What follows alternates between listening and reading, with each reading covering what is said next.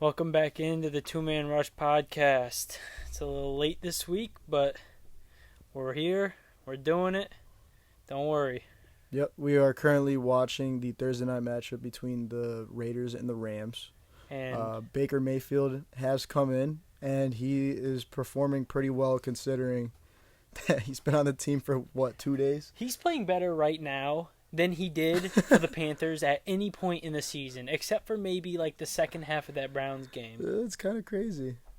And they're actually giving Oh, Cam Akers Cam touches, and he Akers fumbled. Fumbled the ball.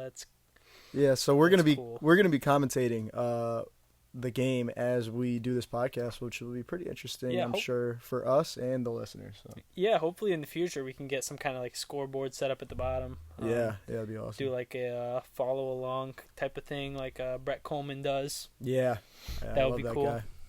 Yeah, so let's get into it. I did not have time to prepare some trivia this week. Okay. Unfortunately, busy with work It's all good. and personal matters. But Andrew did, so Yes. let's hear it.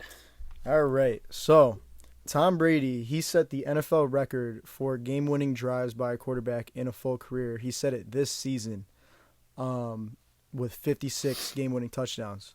Whose record did he break? It's got to be Peyton Manning. Yes, sir. That's All right. correct. He had 54. And with the Rams game-winning drive and now the Saints this past week, he's at 50. Tom Brady's at 56. I thought he had more than that. Yes. I honestly did too. I was kind of surprising. But which NFL franchise has never had a 4,000-yard passer in its lengthy history? Bears. It's got to be the Bears. Yep. That's 2 for 2. Let's go. Caleb's on a roll right now. I don't know these answers beforehand. I had no clue these questions coming in. So, only 3 players have caught an NFL pass over the age of 40. This short list includes Jerry Rice, Tom Brady. Who is the third? Caught just the pass. Not Just a touchdown? single pass, yep. Oh, man. Only 3 players over the age of 40, which is kind of Really? That's mind-blowing. it? Yeah, mind-blowing. Wow, that is kind of mind-blowing. It's Jerry Rice and Tom Brady. 2 of the greatest receivers to ever play the game. Part of me wants to go like Terrell Owens. Nope. But, yeah, I was going to say, I don't think it is. Oh, man, this is a tough one. Do you want a pretty big hint? Yeah, give me a hint. It is another quarterback. Yeah, I was thinking it was like a quarterback or a special teams position or something. Another quarterback. Well, let's think. Who's played till they're over 40? I don't think there's anybody in the league right now. No, I don't think so. Is it Brett Favre? It is Brett Favre. Let's 3 go. for 3. Nice. 2.5 for 3. 2.5. I gave got you a hint. a pretty big hint, but it's Yeah. all good. We'll say 3 for 3. Well, because I'm just sitting there. I'm trying to think of like who has played quarterback Yeah. in their 40s. Yeah. It's only a few. And It's not that I many. remember, the first one I thought of was Brett Favre. So, Boom. yeah. Nice. Good start. Good trivia this week, man. Yeah, hell yeah. Those are always fun to make. Like, that's my favorite part of, like, printing these things out and prepping for the Here, show. I'll give you a quick trivia off the top of my head. Okay. Who is my favorite Panthers player Of all time or right now? Like, on the team right now? on the team right now? On the team right now. J.C. Horn. That's correct. That was an easy one. That was an easy one. All right, so we can move on and go over our game picks from last week.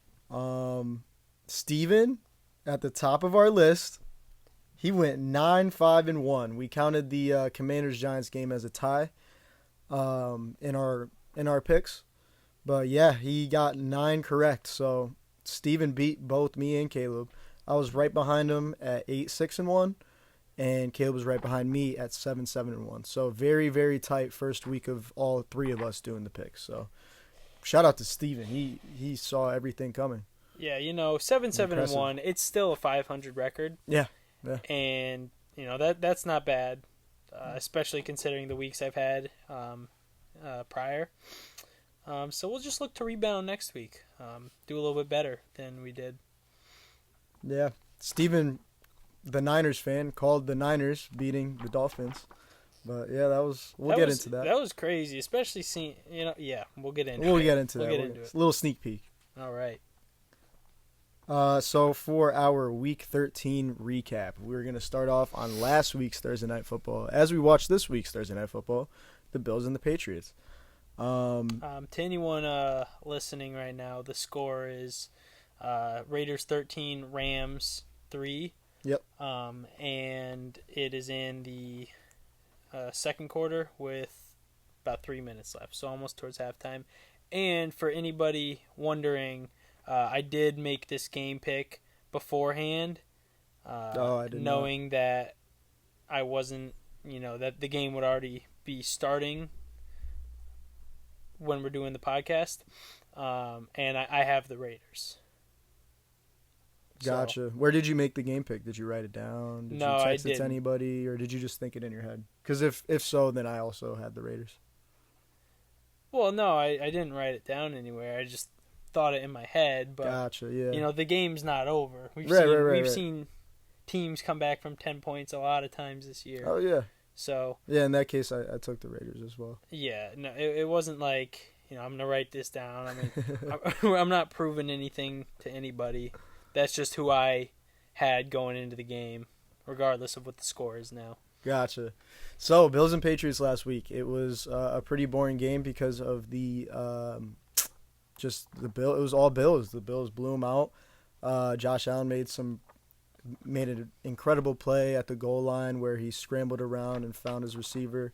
The way that he can extend plays and keep his eyes downfield at the same time. That wasn't really goal line. That was just kind of red zone. Red zone, I should say, yeah. But yeah, that was crazy because the defender just gave up on the play. I think it was Marcus Jones. Maybe. It was Jonathan Jones. Jonathan. There's a lot of rookie Joneses on that team. It was Jonathan Jones, number 31. He just gave up on the play. Thought Josh Allen was going out of bounds. That's why you don't give up. Yeah, but the Patriots looked like garbage. I know a lot of Patriots fans are calling for Matt Patricia's head. Why is he the offensive coordinator? All that, which is completely valid. The whole deal with that going into the season was very, very interesting to watch, that he was going to be the play caller, and it didn't really make a whole lot of sense. And I think they put up 7 points versus the Bills. So yeah, they didn't look good at all. Not at all. Yeah, but it's also, you see time and time again when an organization is not doing well and having some trouble and having issues, there's typically one or two people that get scapegoated and get the blame for it. Now, the criticism Matt Patricia has is completely valid, like Andrew said, but he's not the only issue there is. Just like earlier in the year when people are calling for Matt Rule's job. Matt Rule was not the only issue, and you see this now because when he got fired, we didn't just become a really good team. Right? Yeah. They're still struggling in a way. They have been better, but there's still issues there. Same thing with the Patriots. I think if you've listened to our shows in weeks past, you know kind of where we stand on those issues. But if you don't, just to name a few, quarterback. Yeah. Offensive weapons outside of Ramondre Stevenson. Yep. And honestly, the special teams units the past couple weeks at least, because Bill Belichick, he's a former special teams coach. That's where that's his background. That's where he comes from. He prides himself on having great special teams, and the Patriots almost always do. And the past couple weeks, they haven't done very well. Yeah, not at all. Especially in that Vikings game, like we saw on Thanksgiving, like they played like garbage. Yeah, and that's really strange for a Bill Belichick led team. But I would say another problem with the Patriots is that Bill Belichick appointed Matt Patricia as the offensive coordinator. You know what I'm saying? Like, Oh yeah, not no, I'm not saying that's not a problem. I was just adding, a list of yeah. other problems they have because Matt Patricia is not the only one to blame. And it's And not even his official title either. I think it's really interesting that they did not name an official offensive coordinator, but he's the one that is the offensive play caller. So the whole thing is strange. Bill Belichick is obviously an enigma. He's unorthodox. That's what he's been known for his whole career. Like, yeah, he and does things that nobody else does, but you can't yeah. even say anything about it because it almost always works. Right. You look at any time he doesn't want to pay a player outside of like Stephon Gilmore. When does that player really go on to have success? It's not often. Yeah. Usually he lets them go at the right time. Even just going back to this past year's draft, reaching on Cole Strange, Yep. who was projected around the 4th round, and they grab him in the 1st. People won't even question it because he's always right. And you look at Cole Strange and how he's played this year, outside of one game a couple weeks ago, I can't remember who they played, he's been a phenomenal player for them. He's got Devontae. Oh, what a catch. What a throw. Wow. Earlier in this game, actually, there was a Devontae catch on Jalen Ramsey where he got it one-handed while Jalen Ramsey was interfering with his other arm. I don't know if you saw that yet, but no, I didn't. It was incredible. I haven't been able to watch the game but I believe until I got here. I believe that's Devontae's second catch of the game, and both of them have gone for 30-plus yards, which is nuts. He's phenomenal. But back to the Bills-Patriots game, since Brady's left, Belichick hasn't looked like the same genius that we've seen. And we see that in the N'Keal Harry pick. We see that in a lot of draft picks that they've busted on over the past few years. It's interesting. I don't know. I wouldn't say that. That N'Keal Harry pick in the first place was, that's something you'd expect out of a head coach. That was surprising to me for Bill Belichick to make that pick, because it wasn't, from what I remember, it wasn't really a reach at that time. No, it wasn't. And I don't know. It's just not. Doesn't strike me as a pick that Bill Belichick typically makes in the first round. Mm-hmm. And I also believe that was when Brady was still there. It could have been. It could have been the season before he left. Because he was in the class with like Debo and A.J. Brown. I think that 2019. Still, my point is, Belichick hasn't looked the same the past few years, at all. In terms of his roster construction and all the money success he spent that he's in had. free agency. Yes, in that 2020. too. And it didn't. None of it really panned out the way he wanted to. Jonnu Smith and Hunter Henry, it's not like they're world beaters, and they paid both of them almost top of the market. So it was that was nuts. You know what I'm saying? The way I look at it is, to be successful in the league, you can't always do what everybody else does. You gotta be unique in your own way, and I think what's happening here is once Tom Brady left, there's two theories. Once Brady left, he could be just trying to go on unorthodox like he typically does, and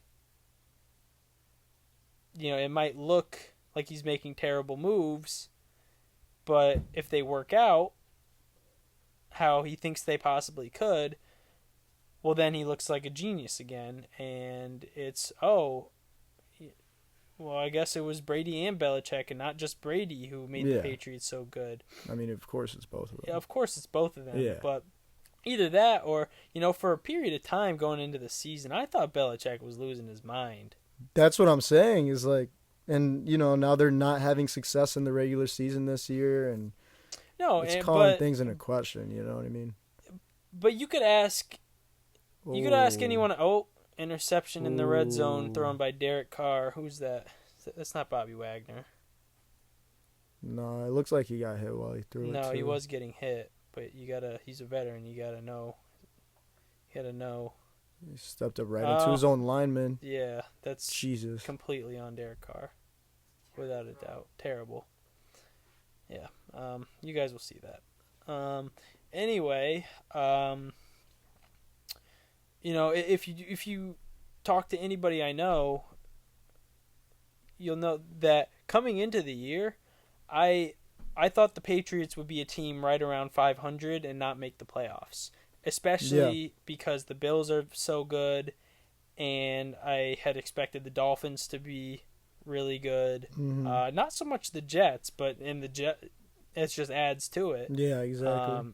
And like we've said for weeks, Mac Jones, unless he can show me something, I have no confidence in him becoming a franchise guy, and he hasn't shown me anything yet.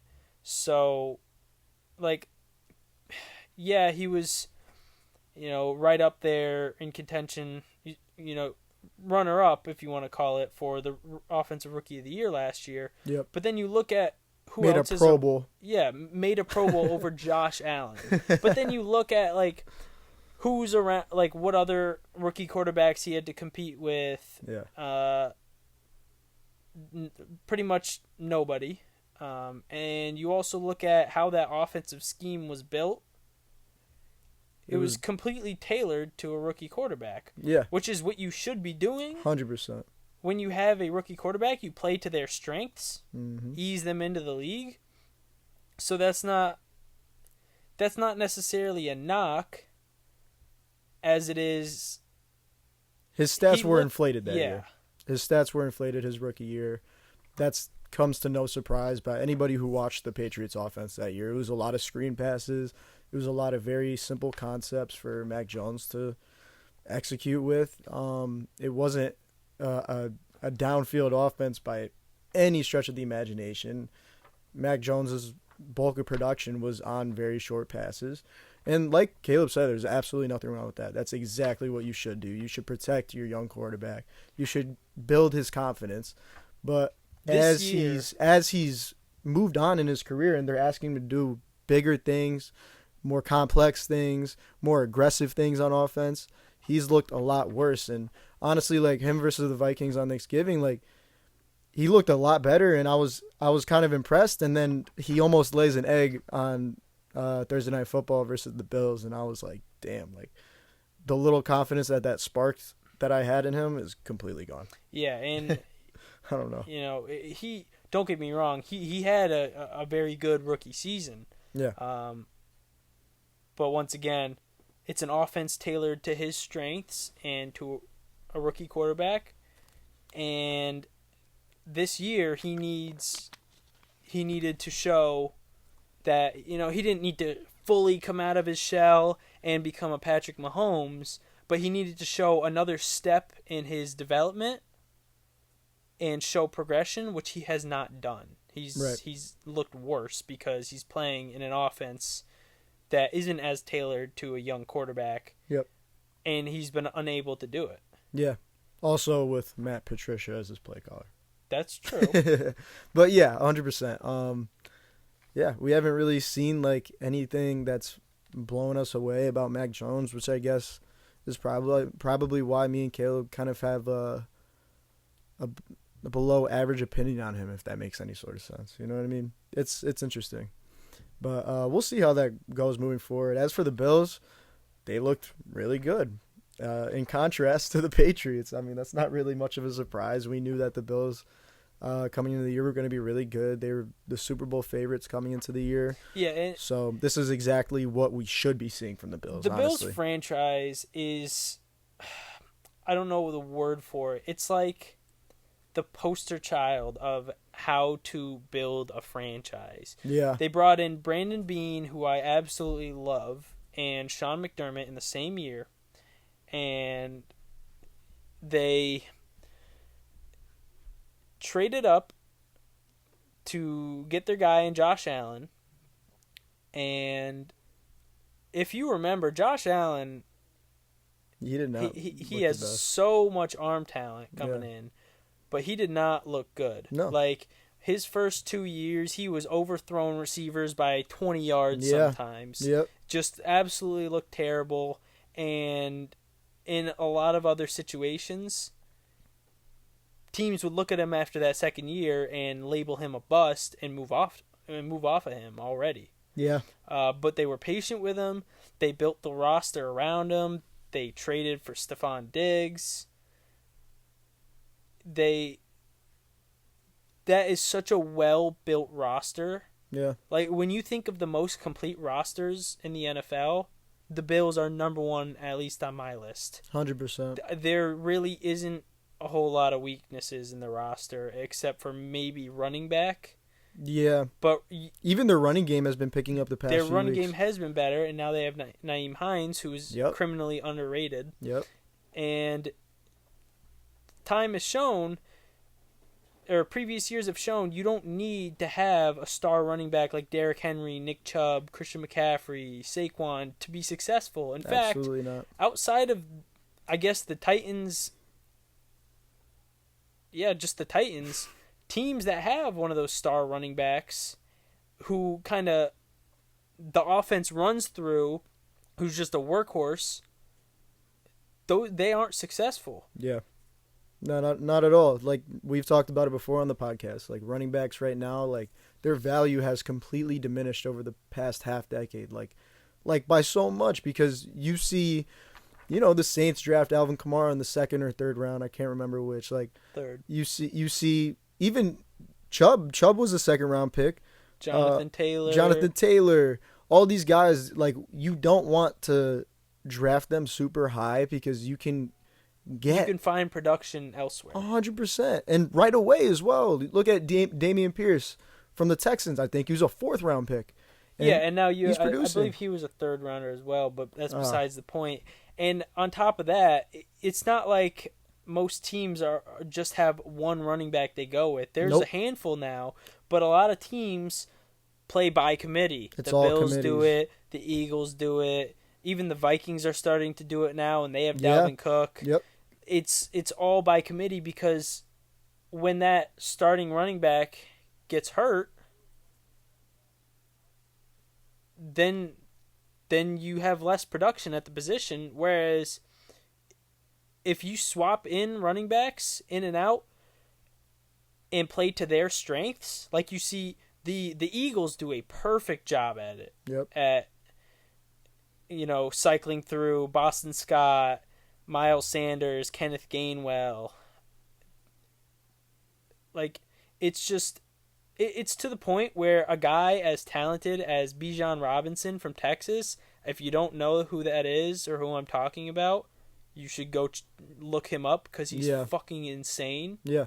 He probably won't even go first round. Right. He might be the best, like, most talented running back prospect since, like, Reggie Bush, who wasn't a huge star in the NFL like he was supposed to be, but he's that kind of prospect coming into the league, and he might not even go first round. Yeah, I think the last guy we saw, like, go really high in the first round might have been Saquon, I believe, if I remember that correctly. Yeah, you're probably right.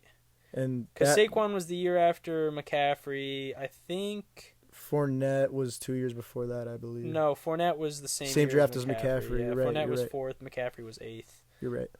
And I think Derrick Henry was the year before that. Yeah, Saquon's probably the last one. And Derrick Henry's a second rounder as well.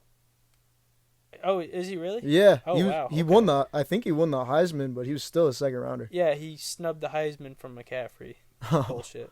Yeah. I actually didn't like Derrick Henry for a while because of it, and then That's I was funny. like, "What the fuck is wrong with me? Like, why am I not liking this guy?"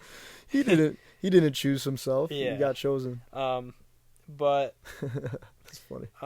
I guess you can consider Najee Harris or Travis Etienne. Yeah, but those are late first rounders. Those are late first rounders. There's a whole different story between a late first rounder and like a fourth overall, eighth overall. Yeah, it's just wild to even think about now that Saquon went that high. I wouldn't be surprised to see a guy like Bijan Robinson go, late first round to a team that has a well-built roster, like the Bills, like the Chiefs, Yeah. Like the Eagles, because they don't have any holes at other positions they really need to fill. Right.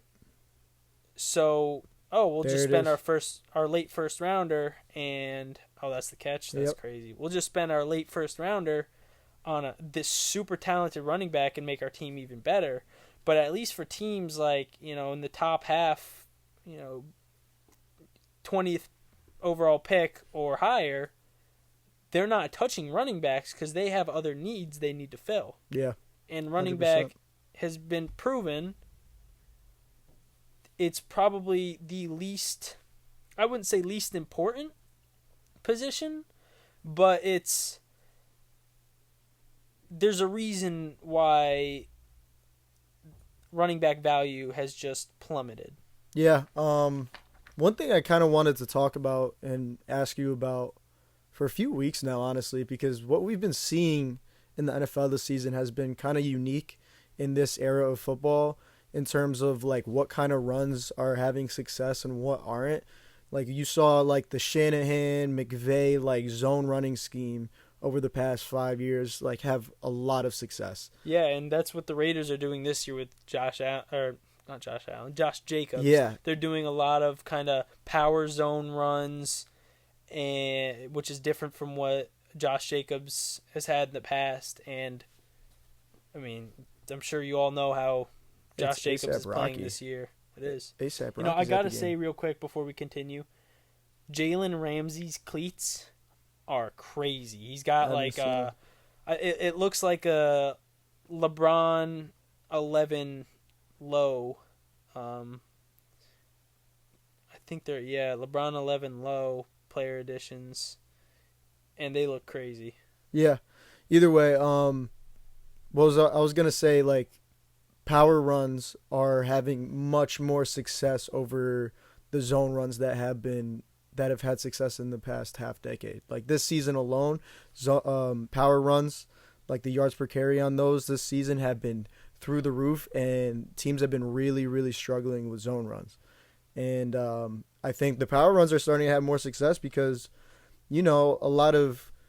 now we're drafting a lot of linebackers that can cover space more than they can tackle or take on an offensive lineman and more stuff like fast that. And speedy We're guys. We're running nickel packages, dime packages all game long. We're not sitting in our base 4-3 or 3-4 defense. You know what I mean? Like you hear people talk about all the time. Like the NFL is like it's a cycle. It's a big cycle. It keeps going in a big circle, right?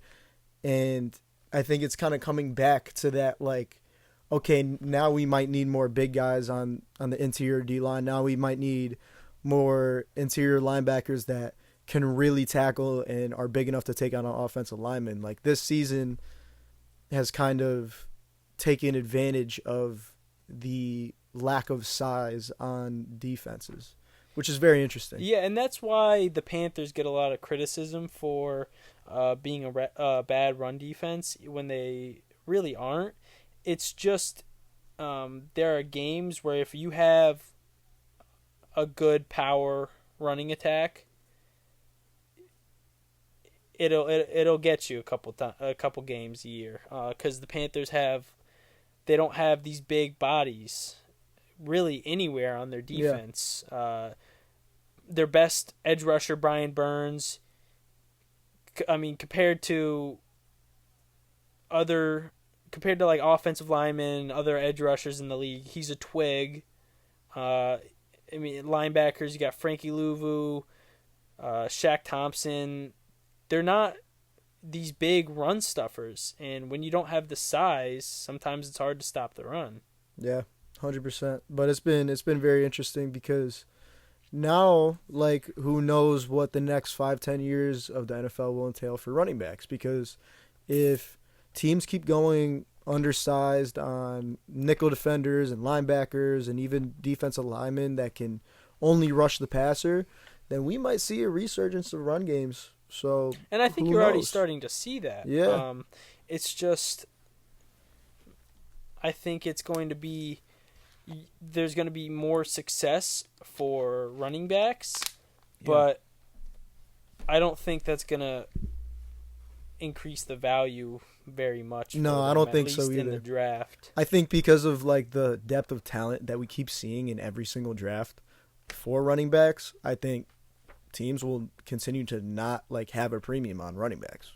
We just have plenty of talented guys, plenty of athletic enough guys that know the position, that have good vision, that have all the footwork and things that you look for in an NFL running back. We have just so many of them nowadays for whatever reason. It might be the way they're brought up in high school and college, but whatever it is, we have plenty of them, and we see it every single draft consistently. So, yeah, I agree with you completely. But yeah, it's just what it is. I think is it's just one of the easier positions to play, especially because you don't have to be this all-around, well-rounded talent. If there are one or two aspects of your game that you really excel at, like your vision or your speed or the strength you have, yep. If you have one or two of those aspects, you're gonna have success. Yeah, because your team's gonna play to those strengths. They don't have to have you as an every down running back. Yeah, in fact, and like you said, majority of the time. teams have committees. So. A guy like Alvin Kamara, who is super talented, but he's not really a pure rusher. He's a guy that he thrives when the offense is doing well. You see his numbers are way higher when the Saints are doing well. Yep. And he's great at just kind of catching the ball and the run after the catch. Yeah, he's excellent in open field. Like, if he has space in front of him, he's gone. He's going to make people miss. He's one of the most elusive players in the NFL. But like you said, like between the tackles, as a pure rusher, he's not Nick Chubb. He's not Derrick Henry. He's not even Saquon. Like, and me and you guys know we have so much Saints bias. Me and you love Alvin Kamara. Yeah. That's like the only guy on the Saints that we actually really like. And, no, you like Jameis. Honestly, I'm kind of losing love for Jameis. Really? Yeah. Oh, wow. Yeah. Interesting. Okay. I seen him talking shit on the sidelines this past weekend to one of our players, and that just pissed me off. And apparently he had, last season when he tore his ACL, he had claimed that Devin White did it intentionally, like when he pulled his horse collar, which is like I'm going to intentionally tear your ACL by pulling the nameplate of your jersey. Like, what? That makes no sense. Anyways, but yeah, let's move on from the Bills-Patriots. Bills, they just dominated that game, and Patriots, they're not looking too hot. And even when that offense did click versus the Vikings, they couldn't win. So that kind of says a lot about their season. Like, they haven't been playing good complementary football. So it is what it is. Anyways, Steelers-Falcons. Honestly, I don't really have much to say about this game. The Steelers pulled it out late, I think because of a turnover. And I don't have much to say either. Sorry to anyone listening if you're a Steelers or Falcons fan. But I really I didn't watch the game. Yeah. I only watched little parts. The majority of my 1:00 slate went to, who did I have? I had the Jets-Vikings game on my TV, and then I had that was a good game. It was. I had Red Zone playing on my laptop, and then I had, I think, the Commanders-Giants game on my phone. But Red Zone, any of the other games I saw was just what Red Zone was showing me, and they didn't show a whole lot of the Steelers-Falcons game because there wasn't a whole lot going on. Yeah. And a lot of times, if I'm not able to watch enough of the game, I'll go back on NFL Plus and watch like a condensed replay. Yeah. It takes like 45 minutes and it just goes play to play to play. That's so been I can clutch see what this happened. year. Yeah, That's been nice. But I just didn't feel a need to do that for this game. Yeah. Steelers won. Great for me, great for you, I'm sure. Yeah, and of course. it just wasn't low scoring. Yeah, not the most exciting game. So Yeah, either way, the Steelers are in a bit of a roll right now. Yeah. So let's talk about that. Kenny Pickett. Mike Tomlin, he could get to 500. If he can keep that streak going of however many seasons it is, where he's 500 or above, or maybe it's above 500, that would be insanely impressive with a rookie quarterback and with the terrible offensive line that he's had so far this year, and a lot of injuries on defense, very important injuries. Minka Fitzpatrick and T.J. Watt have been on and off with injuries all season, so it's been, yeah.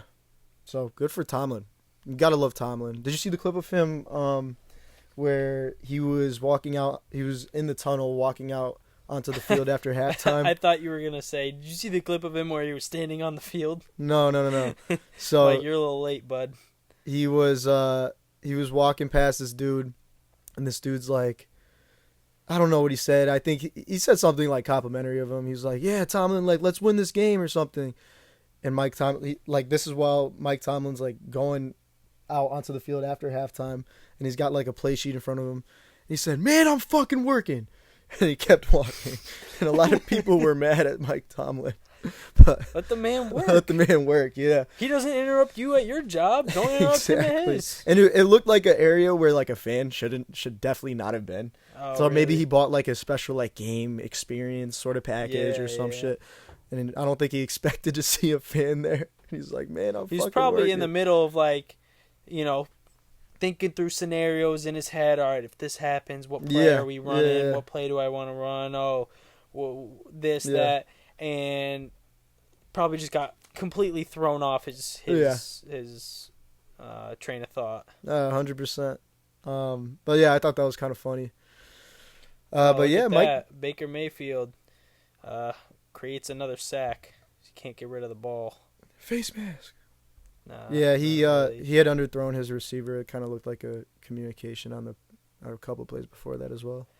Obviously, yeah, it's been a problem for him all year. Is I'd say probably half of the sacks that the Panthers have given up this year, which isn't a lot, are because Baker cannot get rid of the ball. Yeah. He just stands in the pocket for too long.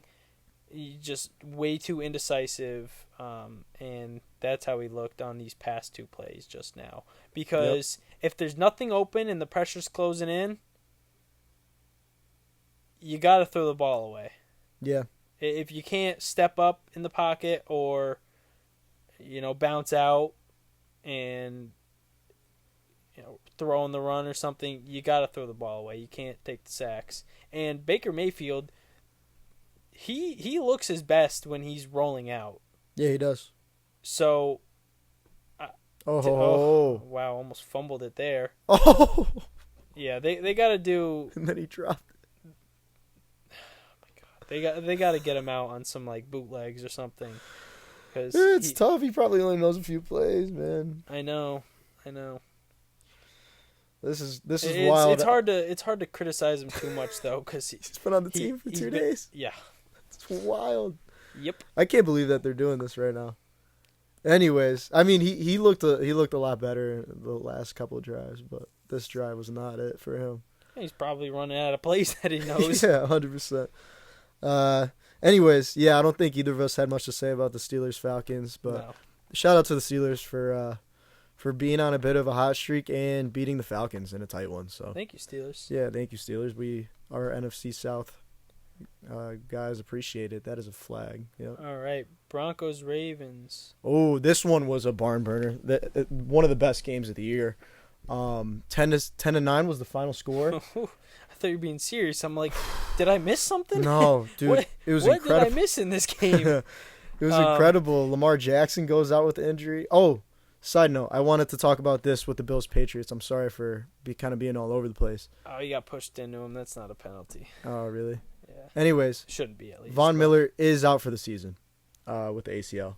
So I saw that. So that's very, very unfortunate. And then also for the Falcons-Steelers game, another thing I meant to bring up is Desmond Ridder is going to be their starting quarterback for the rest of the season, which I saw. Where is my head? My head Yeah. must be really focused in this game because Yeah. I'm not thinking of any of these. Yeah, by the way, if you're watching this on YouTube and I'm looking like kind of to the side or like making faces, it's probably because I'm watching the game like as Caleb's talking or something. So, anyways, yeah, Broncos Ravens.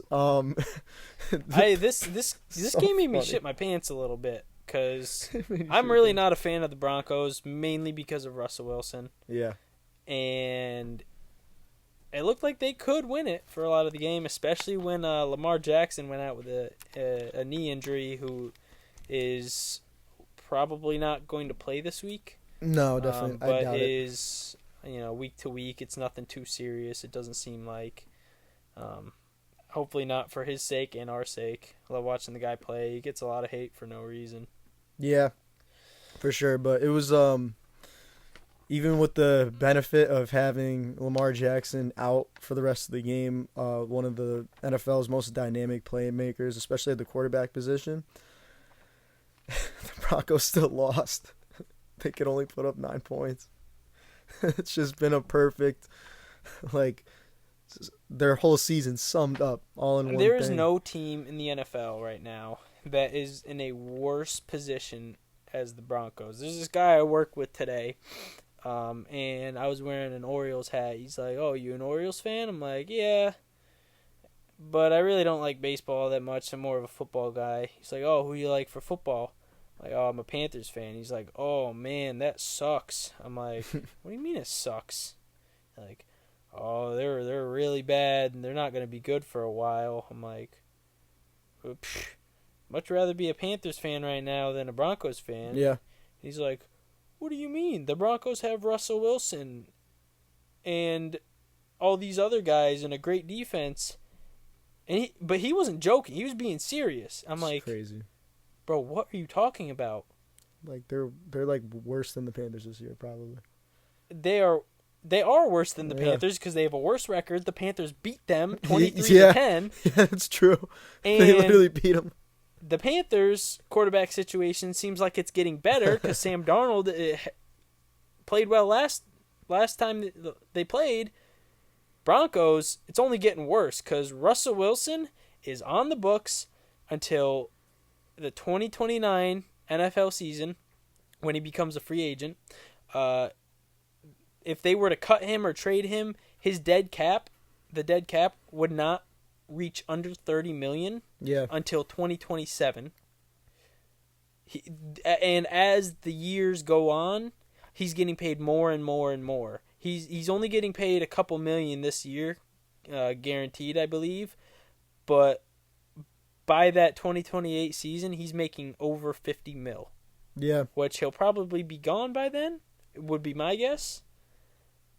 However, this is not like Aaron Rodgers' contract where, you can kind of get out of it after a year or two. Nope. This is like a long-term, like, no getting out of it. No. The only thing that the Broncos have on their side is that they have the newest and richest owner in the NFL in Bob Walton, the owner of the Walmart franchises. And he But He he can't obviously buy out Russell Wilson's contract. Well, okay, so how it works right now with like cap space and everything, like the reason why we've seen like the Saints have negative amount of money in cap space and all of a sudden they have 60 million to spend. You know what I'm saying? Like we've seen plenty of teams over the past few years like just restructure their contracts and keep pushing it down the road to where they're going to have to like pay for it pretty much. It's because like those owners have like a lot of liquid cash. And you're only really able to do that when you're able to give these like players like big prorated like cash bonuses in their contracts. So like if let's say in another like after next season, like if Russell Wilson like really keeps looking this terrible, even let's say with like a new coach or an offensive scheme, which is very very possible at this point, Nathaniel Hackett very well might get canned after one season. Let's say he still looks terrible. If they trade him or they cut him and they have a bunch of dead cap, they can push it down the road for a few years if they feel like their roster is still good enough to like contend. You know what I mean? Just because their owner has a lot of liquid cash that they can pay out to players immediately, put in escrow. So that's something to keep in mind. Obviously, it's just a very not ideal position to be in by any means. And you just signed this guy. You traded up. I think the biggest part of it is like you traded up so much assets. That trade is equivalent to the U.S. trading Brittany Griner for whatever the hell his name is, Victor something, the Russian arms dealer. Yeah. Like, it's as lopsided as it gets. Here, you can give us this WNBA player, and we will give you a Russian arms dealer who is convicted for like terrorism and conspiracies to kill a bunch of people, basically. Yeah, he supplied like all of South America with like all of their weapons, like all the like rebel organizations, terrorist organizations, like all around the world. It's crazy. You know, I don't want to get too political into this, but since we're on the topic, it's crazy, bro. That's just as a president, like how do you get influenced so much to just do something that dumb? I think it's more like you want to have a good image. I don't think it was like a real yeah, you know what I mean? But does that give you a good image? No, not at all. But it's like free Brittany Griner, especially because you see, you see a lot of people saying, talking about that retired Marine. Oh, who's locked up in Russia? Yeah. And they didn't. Nope, they didn't do that. Anyways. The thing, yeah. Let's get off of that. It's crazy times that we're living in right now. But it's just. But that trade looks bad. The Broncos trade from the Seahawks. They gave up so much assets and they paid this dude a ton of money. So that Broncos window is only shrinking. Like their defense is only going to be that good for so long. So it's. Did Josh Jacobs fumble or is he down? We'll have to see. I think they're saying down. Huh. Anyways, that's a Super Bowl caliber defense, and I think they got a couple decent weapons on the outside that they could work with. Maybe they can add to that, obviously.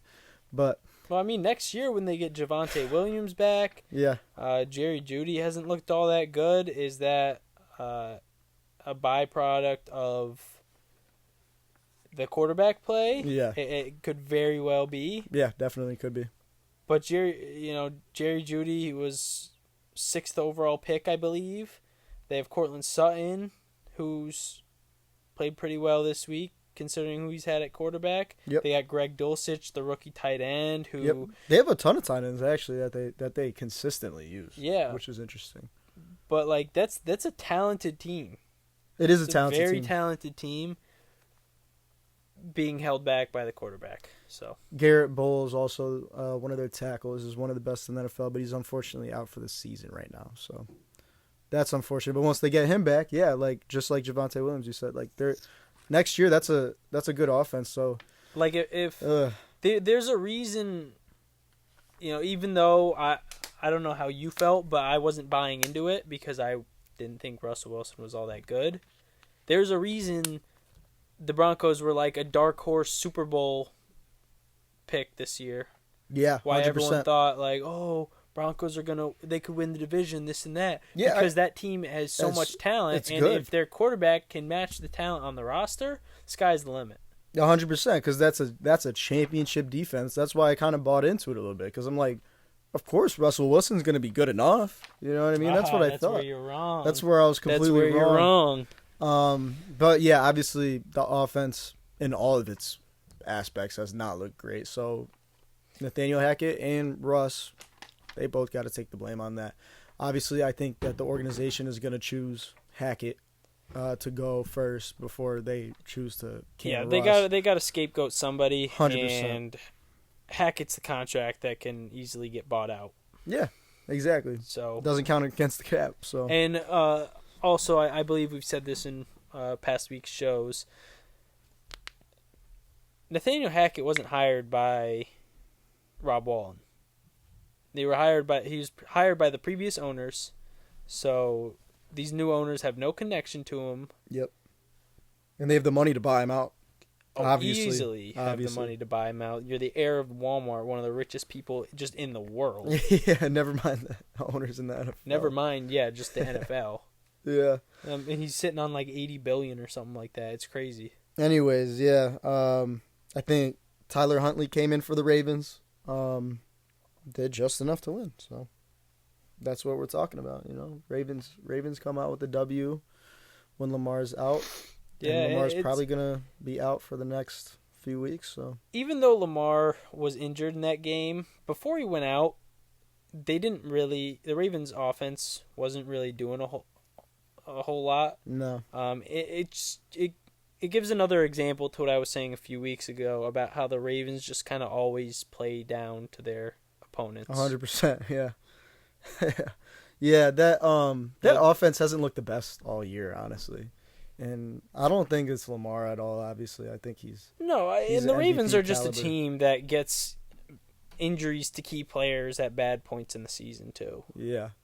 But still, I think Greg Roman, their offensive coordinator, he takes a lot of heat, especially from Ravens fans, because, their offense doesn't look all that good. But one thing that Greg Roman's really, really good at is scheming up the run game and using Lamar Jackson as a factor in the run game in order to keep the defense off balance and everything like that. He's an incredible run game coordinator. Specifically when it comes to downfield passing and everything, you can have your criticisms. I don't blame you for that at all, but yeah, and it's interesting. It's a weird offense. Stuff like his injury, this week. That is the reason why he wants a more guaranteed deal, because he is a mobile quarterback. Yeah. There is a much higher injury risk that comes with being a mobile quarterback, and it looks like he escaped, a bad injury. But say he's not so lucky, 2 years later, and he's out for the season. Well, if he's got a $40 million contract and 15 of it's guaranteed, well, he's not getting any of those incentives. Yeah. He has no chance because he's not playing. Yeah. That's why he wants a more lucrative guaranteed deal like Deshaun Watson got. Right, and it doesn't help that he was looking for his contract literally right after Deshaun Watson. Or does it help? Well, it doesn't. It doesn't help the ownership's case. Oh no, you know what I'm saying? It doesn't help any team in the NFL who's trying to pay their quarterback. When Deshaun Watson gets a $230 million and the only reason the Browns gave him that deal is because they weren't willing to give it to him beforehand, and then Baker was like, "Screw this! If you guys want him, I don't want to play for you anymore. Trade me." And then they go, "Oh shit! Well, now we need somebody. Well, there's nobody really in the draft, I guess, so we need to pay Deshaun." Yeah, they're desperate. We have no other option. They got desperate, basically. Yeah. Yeah, but that drove the quarterback market way up. If Deshaun Watson gets that, then that's the market value. Give Lamar Jackson that. That's my stance on it. You got to pay that dude. Yep. Give him the security that he wants, that he needs for obviously the style of quarterback that he is. And yeah, it doesn't make sense to me because what are the Ravens gonna do if they don't pay him? What are they gonna do? Everything on that team is built around him. Offensively, the whole offensive line, the whole run scheme, everything is built around Lamar Jackson. Yep. He accounts for any production that they had in that offense, almost any of it. It's crazy. Josh Jacobs is hurt. Yeah. That's your guy, EJ. It's my guy too. It's my guy in Dynasty. It's tough. Anyways, we'll move on to the Packers-Bears. This game started off with fireworks from Justin Fields. I had kind of an 80-yard touchdown run. 56-yard. That's it. It looked longer than that during the game. Yeah, it started off hot. They definitely. I definitely kind of expected that based on what the Packers showed versus the Eagles, where Jalen Hurts just ran all over them at will, and that's what Justin Fields has been doing the past few weeks.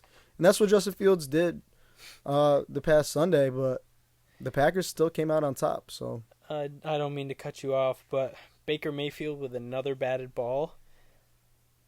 damn. He has, if I'm not mistaken, more batted balls, like double the amount of batted balls almost as games he's played this season. Because he's only played this is like his 7th game playing this year, or this season. He's got like 15 or 16 batted balls. I mean, he's the same height as Kyler Murray, so just remember that. But he had a total of 5 last year. Yeah. He's already tripled that. Yeah. It's crazy. And he's played 7 games. Yep. I mean, it has to do with his height. It's obviously got a lot to do with the trajectory that he's throwing the balls. Maybe how close he is to his offensive lineman, his lack of pocket presence. Earlier in the season, he was getting a lot of criticism for it, and a reporter asked him if there was anything he's done to try and eliminate the batted balls, and he said, "If you have a drill for me, let me know." No, I didn't see that. You didn't see that? Yeah, basically it was like, what do you want me to do about it? Like, how am I supposed to fix this? Yeah. I mean, So I saw that and I looked into it. There is a drill he can do. It's called the telephone booth. There's you take PVC pipes and you surround yourself on 3 sides, and it's just it goes up and it connects in the middle, and the whole idea of that is you got to throw over the top of this, which is however high, and that gets your arc and your trajectory higher, even though you're shorter. So there is something you could do to fix it. There's a drill for everything, but yeah, it's just wanted to bring that up. Either way, Packers Bears, they started off hot. I thought the Bears were going to take this one. I think I picked them in my game picks. Yeah, I believe you did. You said if Fields Fields plays. Yep. And I was like, I definitely thought that Fields was going to completely light it up versus the defense, not just on the ground, through the air as well. Oh, he did early. He threw 2 picks though in the game. That one rushing touchdown, which was a very long one at the beginning of the game, that was his only touchdown of the game. He didn't really play how he kind of has the past since the Patriots game. But yeah, the Packers come out on top at the end. Yeah. Packers Aaron on top. Rodgers still owns the Bears. Yeah, still. I thought this was where it was going to kind of change. No, I think you got to give. I say next year because the Bears are going to have a lot of cap space, a ton of draft capital to build a roster around Justin Fields. I think next year is when you really see that jump from the Bears. As long as the personnel decisions they make are the right ones. Yeah, and they have a lot of assets, like you said. They traded away some of their good players. Yeah, when you have a ton of draft capital and a ton of cap space. Yeah, $120 million in cap space. It's a good position to be in, especially for a team that's already showing the flashes that they're showing. 100%, but like any front office, they got to hit on their free agency moves. They got to hit on their draft picks. That's the most important thing. So we'll see what happens. I want the Bears to be good so bad. I want Justin Fields to be that 4,000-yard passer that I brought up in the trivia at the beginning of the pod. Oh, yeah. he will ever be one day. Yeah. He's a very talented guy. Also undersized, and you don't see passes getting batted from him like you do with Baker. That's true. Russell Wilson, another guy, as bad as he's been, you don't see the batted balls from that until the Panthers game where he had 3, but he hasn't had very many this season. Yeah. For his size, at least. So, yeah, all right, moving on to the Jaguars and Lions game. This was not as exciting as I thought it would be. I thought it would be a lot closer than it was. I believe the Lions ended up winning 40-17, something like that. Yeah, it was insane. The Lions have looked really, really good. Dan Campbell was really on the hot seat a couple months ago. He was probably top of the list with Nathaniel Hackett and I don't know, whoever else is on the coaching hot seat, Ron Rivera at the time. Yep. And Ron Rivera, too, they have just completely turned around their seasons, and it's no longer the question right now of whether they should be fired because their team's playing well, and the Lions are playing out of their minds. The Lions, after trading Matt Stafford last year and trading TJ Hawkinson this year, are looking better than they have in years, as long as I can remember. Yeah, this is the first time in a few years, at the very least, that we've been talking about like meaningful Lions football in December, which is kind of insane. Like they can legit make a playoff push at this point. So we'll see what happens. The Vikings are obviously going to win the division, but that wild card is kind of open. So let's see if they can take it. If they win out, they're definitely going to have more than a shot. So. Oh, nice move. They don't have the hardest schedule coming up either. So let's see what the Lions could do. Playing the Panthers in a couple weeks. That should be true. That should be a pretty easy game. Yeah. Yeah. So it's going to be interesting to see what that Lions team can evolve into towards the end of this year. I honestly, I'm rooting for them to win out, except for the Panthers game. Yeah, honestly, yeah. So let's see it, Lions. Jaguars just got blown out. Don't really know what happened, to be quite honest with you. Don't have any answers. Yeah, I think you just need to give Trevor Lawrence more time. He's got all the talent in the world, but yeah. like that guy last week said in the post-game press conference, he didn't really have a rookie season. Mm-hmm. I mean, he did, but he didn't. And regardless, you can't always expect your second-year rookie quarterback to go out and lead the MVP conversation. You know, he's in kind of not really the same boat, but you compare him to Mac Jones, you can see the progression and the development out of Trevor Lawrence this year, you know, taking those next steps, albeit there was not a whole lot just from the outside looking in last year, but he's making those next steps, unlike Mac Jones. Yeah, that's true. So it's also a first-year head coach in Doug Peterson, who is a Super Bowl winning head coach. You just got to give him some more time. The Lions have been playing out of their minds lately, winning, I think, 5 of their last 6 or 4 of their last 5. Yeah, they've been on a streak just like the Steelers. So yeah, so let's see what they could do towards the end of the year. I'm really interested to see what that Lions team is really made of, and they've got a really strong run game, and you see that kind of pay off in this time of the year when it starts to get cold and there's a lot of injuries piling up on dudes that have been playing all year. So it'll be interesting. It'll be very, very interesting. Moving on to the Browns-Texans. Oh, I wanted the Texans to win so bad. Yeah, we all picked the Texans just in hopes that they would be able to beat the Browns. And they would've. in their defense, I don't think their defense gave up a single touchdown. No, they didn't. Dude, they would have won that game if their special teams played at least average, and they didn't turn the ball over on offense, and they did the complete opposite. I think they let up I just know that the Browns defense and special teams on fantasy had 31 points. That's all I know, because I was facing it. They had 31 points? Mm-hmm.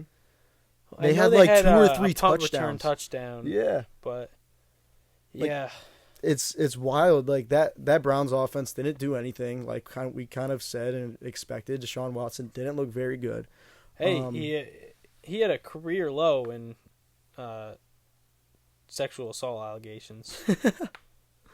I saw this somewhere. It was funny. It was one of those graphics with like 12 of 31 passing, 130 yards, 0 sexual assault allegations, career low, something like that. Yeah, I think those women were actually at the game. Yeah, 10 of them. That's crazy. Which it just still blows my mind. Like, why? Why would you do that?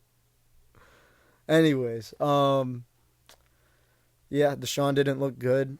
As expected. As expected, he's probably gonna look better as the weeks go on. I hope not, honestly. I think everybody is kind of with you, unless you're an ignorant, arrogant Browns fan who's just like, oh, fuck the women. Yeah, like Justin. That's what Justin says. No, that's not what Justin says. Justin's a Deshaun Watson supporter. He said he supported his actions. No, he said he supports him on the football field but doesn't like him off of it. No, he was saying something to me. I mean, what other choice does he have? Yeah. Yeah, exactly. He's stuck with this guy. Imagine being in that position. Obviously, I'm just joking about Justin. Yeah, if I'm a Browns fan, I got the same mindset as him. Baker Mayfield going deep for PI, he got pushed down. Yep. Tutu Atwell. But yeah, you don't like the guy, but he's your quarterback. So what are you gonna do? Yeah, you're not gonna root against your team. You're gonna root for him on the field, but you don't have to like him. Mm-hmm. So tough spot to be in if you're a Browns fan. So shout out to Justin. Have you seen some of the signs that Browns fans have? I've seen games? I've seen it. Some of them are crazy. Yeah. A little bit of a flop there, but it's still PI. Yeah. Anyway, very disappointing. Very crazy how you can win a game by like 3 possessions and not score an offensive touchdown. It's wild. That Browns defense hadn't looked like the best all year, and I think that's just the result of them playing Kyle Allen and the Texans. So, yeah, they didn't even have Mills in, obviously. I think he's been hurt, so. I think he got benched. He got benched? I believe he got benched because he looked like he could develop into a franchise guy last year. Yeah, he's kind of taken a step back this year. Oh, yeah, he's for sure taking a step back.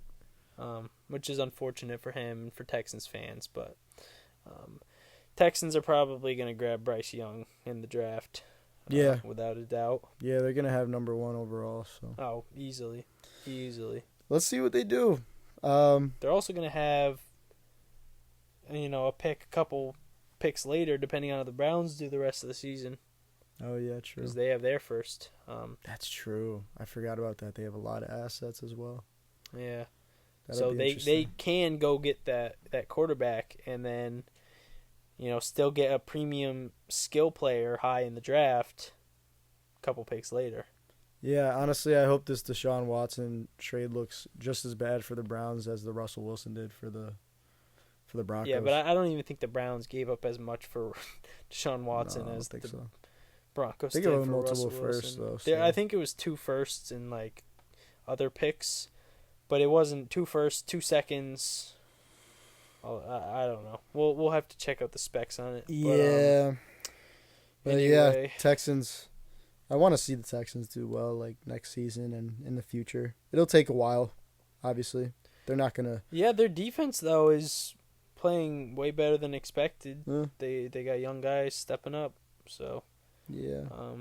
They got Lovie Smith as their head coach, who they're going to fire, probably. Most likely. That never understood why they hired him in the first place. They were supposed to... There was this one other guy that was rumored to go to the Texans, and then...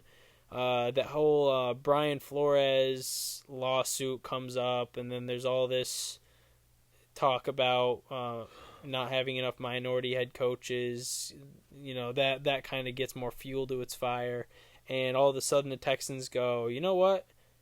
No, we're not going to go with this guy. We're going to go with Lovie Smith, which he coached the Bucks in the past. Yeah, did not do I believe it might have been Mike McDaniel who they were considering. Oh my God. I think it was Mike McDaniel. They were Mike McDaniel was, one of their candidates, and then they just went, nope, Lovie Smith. I'm glad for his sake that he didn't go there. I'm glad for Mike. Yeah. Yeah, he's I'm glad he awesome. went to the Dolphins where he had some I wish he went tools to the work with. Panthers. I wish David Tepper wasn't a fuck. Sorry, David Tepper, if you're listening. I don't dislike you. You just gotta learn, and it's a learning process being an owner, and that's okay. Yeah. Anyways, moving on to the Jets-Vikings. No, actually, we're gonna move on to the Commanders and Giants because you were at that game, so Yes, you have I a lot was. to talk about. And EJ's here, who is a Giants fan, who's Yes, gonna sir. come take my place while I use the bathroom. Oh, awesome. What's going on, EJ? Glad to be here. My second. Oh, yeah, our resident Appearance. Giants fan. Oh, yeah. So let's talk about the Commanders-Giants. It was I was at this game, and it Yeah. ended up being a tie. Although it was a tie, there was a lot of drama, a lot of excitement. The environment was really cool. Well, I was asking Justin how the camaraderie was, and he was saying it's like it was in between. Wasn't a win, wasn't a loss. Yeah. But Yeah. did you have fun? How was it? Dude, I had so much fun. Yeah, the environment was awesome. Was that your Overtime. first time at MetLife? No, that was my second time at MetLife. I saw them beat the fuck out of the Panthers last year. Sorry, Caleb. Oh, not sorry. But yeah, it was a really good game. Like, it didn't lack any sort of drama. I had actually gotten the Commanders almost muffed a kick return, if you remember that during the game. I didn't watch the full game. That was me and Katie's 1-year celebration. Oh, that's right. Even that's though she was pissed at me because we were about to go to Dave and Buster's, and I'm watching it on my phone, and she's like, "I don't want you watching this in the car." And I was like, "Just let me put it on. Just let me put it on and listen to it for like 10 minutes." Yeah. And then it went into overtime, and she's in her own car with her earbuds on, and I'm listening to the game. And then we get there, and she's like, "What the fuck, EJ? Like, you said it was gonna be 10 minutes." I'm like, I have to watch the end of this game. Yeah. I can't just turn it off now. The time ended up expiring, Yeah. which I'm sure was fun for her. Yeah, well, she was, because I was like, there's a minute left on the clock, and like 5 minutes goes by. She's like, "What the fuck? I thought there was a minute left." I'm like, "Yeah, it's not exactly how it works." Yeah, it's tough. But yeah, this was a great game. Giants Commanders. The Commanders jumped out to a 10-point lead right at the beginning of the game, and I was kind of like, fuck, like, I'm rooting for the Giants today. Oh yeah. I'm in the Giants stadium, like, I was surrounded by a bunch of Giants fans. Like, How could you not? I want everybody in the stadium to be happy. Right. So I'm rooting very, very hard for the Giants. And I'm like, damn, like, I hope they don't get blown out. And then the Giants just kind of came alive. They stayed in the game. At one point, it's tied 13-13. Giants score a touchdown. It's 20-13. And then when the Commanders absolutely had to, they scored right before the fourth quarter ended on a Jahan Dotson on a drag route and broke a couple tackles, winning the end zone. It was a great touchdown. That John Feliciano penalty, I think, kind of fucked us pretty bad. Yeah, there were a few penalties that Yeah, game that kind of fucked which you guys. was annoying. They had a few big plays as well, attacking downfield, which is awesome. If you know, There was a huge catch to was it Slayton? I think it was Slayton. Yeah, that was really big. that was awesome. Because you don't see DJ doing that a whole lot. No, exactly. In this Giants offense, where it's like you're doing a bunch of gimmicky stuff. You have 6 offensive linemen in the game a lot of times. Like, you're running the ball a lot with Saquon. Yep. But they had a few really, really big plays. They had really big plays on defense. Kayvon Thibodeau, really showed his potential and why he was picked. Oh yeah. He's my favorite, dude. I love him. Yeah, he's been good all season. Like, I was talking about it. I think last pod or maybe the pod before, like, he's really been good at pressuring the quarterback, and a lot of times he's like this close to getting to the quarterback. I saw a little clip of him. He like slowed down right before, like, he had a clear sight of the quarterback, and he just it seemed like he paused just for a second. Damn, it's strange. Yeah, either way, like, right now he's one of those guys that, like, it's not gonna really show up on the box score like his sack numbers, but he does impact the game a lot. Oh yeah, and he might be their best pass rusher right now. So already as a rookie, so it's very impressive. That whole defense looked very, very good throughout the end of the game. we had a lot of return from injuries. I Yeah. believe that game. Yeah, you At guys least did. That's what Noah was saying. I think you guys had Fabian Moreau back at corner. I think Xavier McKinney was playing. If I'm not mistaken. I think he comes back this week. Yeah, no, I don't think he was playing. You're right. But I think Leonard Williams was playing, which was a big Is addition. Evan? I don't know if Evan Neal is back. No, I think he's not. still hurt. I could be wrong though. Huh. No, he played. I remember him running out of the tunnel, I think. Okay. Yeah. Anyways, yeah. The Giants look good. Commanders look good. A lot of different. I don't know how to ever feel. I guess I don't think the Bucks, in my memory, have been in a tie at least recently, in recent history. So I don't know what it's like to really experience a tie as a fan of that team. But obviously, you just imagine it'd be like mixed emotions. Like, what do I even think of this? You know, I was disappointed. Yeah. For sure. Yeah. I remember the game ending and being like, this seemed like a waste of fucking time to me. Yeah, exactly. It like, wasn't, because that game on the 18th after the Eagles is going to be really good, I think. Yeah. I think that's going to be a really exciting game. They moved it to... They flexed it. Yeah. That's the awesome. 8 o'clock game. Yeah. And honestly, like come playoff time, it's going to be important that they didn't lose that game because This is a make or break game, I believe. Yeah, but that tie with the Commanders, like that kept the Giants in third place in the division. Yeah, I mean, and I kept guess them. that's a little win in itself. So, I guess like no win but no loss. Like it's okay. Like we're safe this week. I guess Right. you know what I mean. Yeah. I don't know. It's interesting. Scary, but it's exciting at least. Yeah, exactly. You guys haven't had much Right. to look forward to the past few seasons, but yeah, yeah, Giants. I hope they go on a little run. Who are they playing? You said next week. Eagles. So that's gonna be tough. We'll see. Yeah. We'll see. Who You knows? make your picks yet? No, I did not. Okay. We got our picks right here. We didn't make them yet though. All right. But Well, I'll let Caleb get back in here. Yeah. Hey, thank you guys for having me again. Yeah, of course. Thank you, EJ. Let's give a round of applause for EJ. Good job, EJ. Thank you. Appreciate it. Our friend Caleb is back. I've been back for a while, but I let EJ keep going. Yeah. Just had to go number one. Number one. Yeah, the only thing I really got to say about this game, the only thing I got to add is, stupid mic. I don't care if it's the regular season. Stop allowing ties. Yeah. It's Figure out annoying. something to where the game doesn't end in a tie. It's so annoying. I don't care what it is, penalty kicks. and I don't have to think of what it is and come up with an idea because that's not my job. Yeah. But if anybody from the NFL, any NFL owners are watching this, listening to this, if you want to hire me to figure out a way, I'm all in. But unless you do, you got to find someone else to figure it out because I'm sick of these ties. Yeah. It's I so completely ugly agree. to look at. It's not soccer. Like, we shouldn't be having draws. Just please, just stop. I agree completely. Like even if it's something like soccer, like penalty kicks, like where, we have a field goal kickoff between the two kickers on each side of the field, like Or if we anything, anything but a tie. You translate overtime to what college football does, Or where that, you get that's like fun, and that's fun. yeah, too.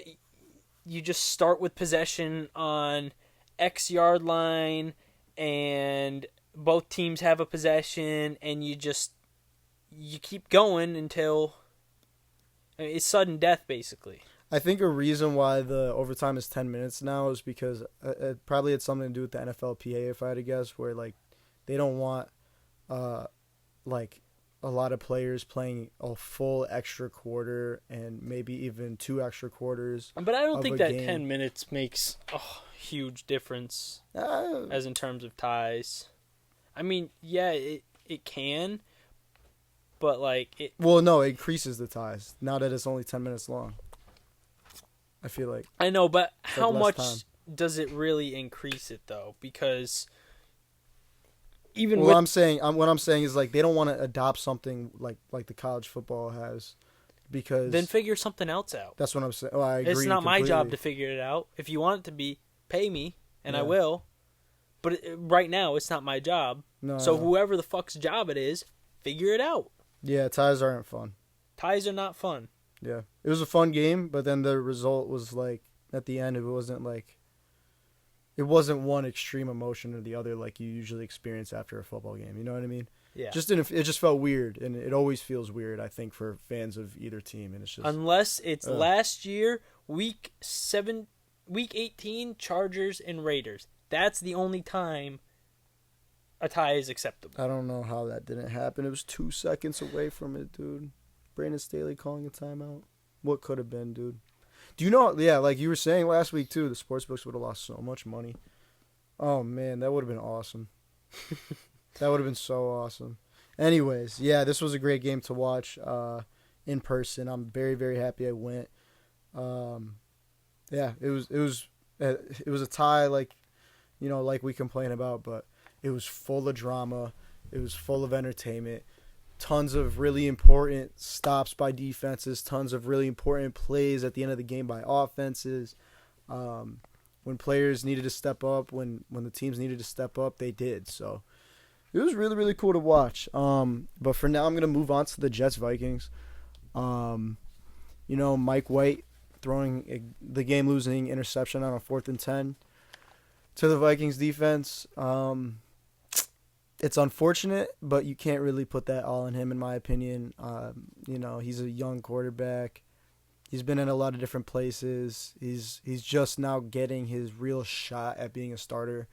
And he's played really, really well up until this point from what we've seen in the few games last season and from what we've seen this season so far. So, 4th and 10, you have to have the first down. I'm okay with you making a very aggressive throw and risking interception at that point, because if you don't and you're conservative with it or you throw it away like you might be supposed to in a different situation, the game's over. So it doesn't really, it wasn't really a true – that single play won't define Mike White, in my opinion. And the Vikings keep pulling out these really, really close victories. Their defense steps up when they have to. They get really, really important turnovers at important times. And, the Jets unfortunately fall short, but they're still have a good record, and they're tied with the Patriots at the bottom of their division, I think. Which Both at isn't 6 a and bad 5. division to be at the bottom of. Yeah, not at all. Patriots are 6-6, I believe. Yeah, 6 and 6. That's what it was. I think yeah. the Jets are 7-5. Are they 6-6? No, they're 6 and 6 too. They're tied. Are you sure? I'm positive. All right. Well, anyway, yeah, if the Jets could just go 20% of the amount of touchdowns they score when they get into the red zone, they would have won that game. Yeah. They had 5 or 6 red zone trips, and I don't think they had a touchdown to show for it. They might have had one. Yeah. But time and time again, they were just getting stopped in the red zone and having to settle for a field goal. And so at least, the points kept them in the game. But down 5, the Jets had the ball at the 1-yard line for a couple plays. I think it was at the 1-yard line since second down. So they had 3 different plays to get into the end zone, and they couldn't do it. And then they ended up forcing a stop, getting the ball back, and couldn't do it again in the red zone. So, yeah, it won't define Mike White's career, especially because they're not going to go back to Zach Wilson after that game, at least anytime soon. Mm-hmm. Mike White has shown he can play in this league. At what level on a consistent basis, we don't know yet. Right. But he has shown at times when given the chance that he can play. Yeah. And just because one sort of off game, it's not going to change it. and I'm sure he'll most likely be the starter for the rest of the season. Yeah, I hope so. You got to see what you got in that kid, so let's hope that they continue to run it. Interesting stat about the Vikings defense that I saw this season was they run quarter, half coverages more than any other team in the NFL, which is basically like you got.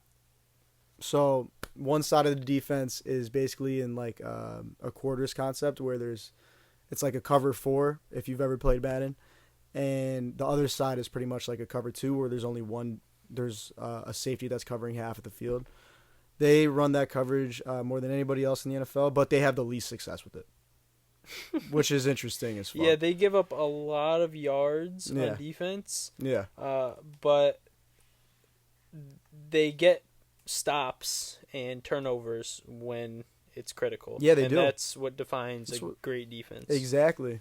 Like, despite that, they make really, really clutch plays in the fourth quarter. Like, you've seen it versus Josh Allen and the Bills. You saw it again versus the Jets. These are important games that they can't lose, and they've been doing it all season. I think literally every single one of their wins is within a possession. Yeah, so wouldn't surprise me there. it's crazy. The Vikings are the anti-Raiders and the anti-Jaguars are the exact opposite of what they've been doing in these close games. But honestly, like, that's what it is for a lot of teams in the NFL every year. Like, the margin of error and the margin of victory is so slim. So it's interesting. Yeah, Jets will be okay, though. Yeah, I think so, too. They got a good future ahead of them, hopefully. I mean, you never really know, I guess, because of the Jets, but I think you're starting to see a shift this year of bad teams becoming good and good teams becoming bad. Yeah, we love that, honestly. You know, because every year, you know, there's the staple of, you know, Packers are always good. Bucks have been good the past couple of years. Mm-hmm. Steelers have been good. Colts are typically pretty decent. Like, in countless other teams who are now, you know, Rams are another one who are just kind of dropping and not performing well, and then you see teams like the Bears and the Jets and the Giants and the Lions, who are all teams that are all stepping up and playing really well. So I think you're going to start to see, I think that shift is going to continue. And it is the NFL. Teams are always changing. Yep. Teams are always getting better or worse and stuff. But it's been a while of a select number of teams being really good, and it's been a while of a select number of teams really being bad, and you're starting to see that finally kind of change shape. Yeah. Yeah, you look at the Steelers this year, like we just kind of gushed about them, like with Mike Tomlin and everything, but like obviously right now they're in a different stage of their history, different stage of like where they want their franchise to go, so they obviously haven't looked like they have with Hall of Fame quarterback Big Ben for how many years, you know what I mean? Even the Saints, like, they were always in the mix, and up until when Drew Brees retired, and then last year Jameis gets hurt, and then Sean Payton takes a leave over the offseason, and now they're bad. So, like, to your point, like, that's what we're kind of always going to see in the NFL. But, you know, the Chiefs will remain at the top as long as Patrick Mahomes is playing. The Bills will probably remain in the conversation. I want to say Chargers, but they've never even been in the conversation, but they should be. But yeah, like, you know, the AFC is going to be top heavy for some time to come, I think, with the Chiefs and Bills. But other than that, there's going to be a lot of opportunities for teams to really step up and kind of get the attention of, like, national sports media, which is going to be cool. Dolphins are another team I think of that are doing better. Patriots have, you know, it's been a couple of years, but they haven't been who they were since Brady left. Yeah, literally since there's Brady just left. a number of shifts we see going on. I'd even throw the Commanders into that, and who knows, maybe even the Browns. But true. Moving on to the Titans and Eagles. The Eagles, One-sided. Titans did not make this nearly as close as I thought it was going to be. Yep. It just goes to show how good the Eagles really are, because there were, questions about the level of competition and all stuff like that, and only beating the Colts by 1 point, and Yep. Everything going on with them. But this is a good Titans team. Yep. With a very good defense. Yep. And Eagles just gashed them. They dominated them in every single sense of the word. It was not even close. So bad that they fired their GM. If I didn't, if I were to watch that game without seeing the score at any point, if you were to tell me that game ended 60-7, I'd believe it. Yeah. A.J. Brown revenge game. And he went crazy. He had 2 touchdowns. 2 long touchdowns. Yeah, he had a touchdown that wasn't actually a touchdown because he barely stepped out. And the very next play was a touchdown. Wide open. Some people wanted a pass interference to be thrown that was... or offensive pass interference to be thrown. That was not offensive pass interference. He got the defender on a double move. Defender wasn't in good position for it and kind of got ran over, which led A.J. Brown to be wide open for a 41-yard touchdown. Yeah, you think that the ownership was so pissed that they let their former player... That's why you pay your stars. Well, you think they were so pissed that they fired their GM, because that's exactly what they did after that game. Yeah. It's crazy. Like, it could have very well been like, okay, Mr. GM man, I don't know your name, but why the fuck did you trade away this guy? We literally just played him and he went absolutely insane versus us, and now like our primary weapon in our receiver room is a rookie. Yep. And who was who did they get for the compensation for him? I think just draft capital.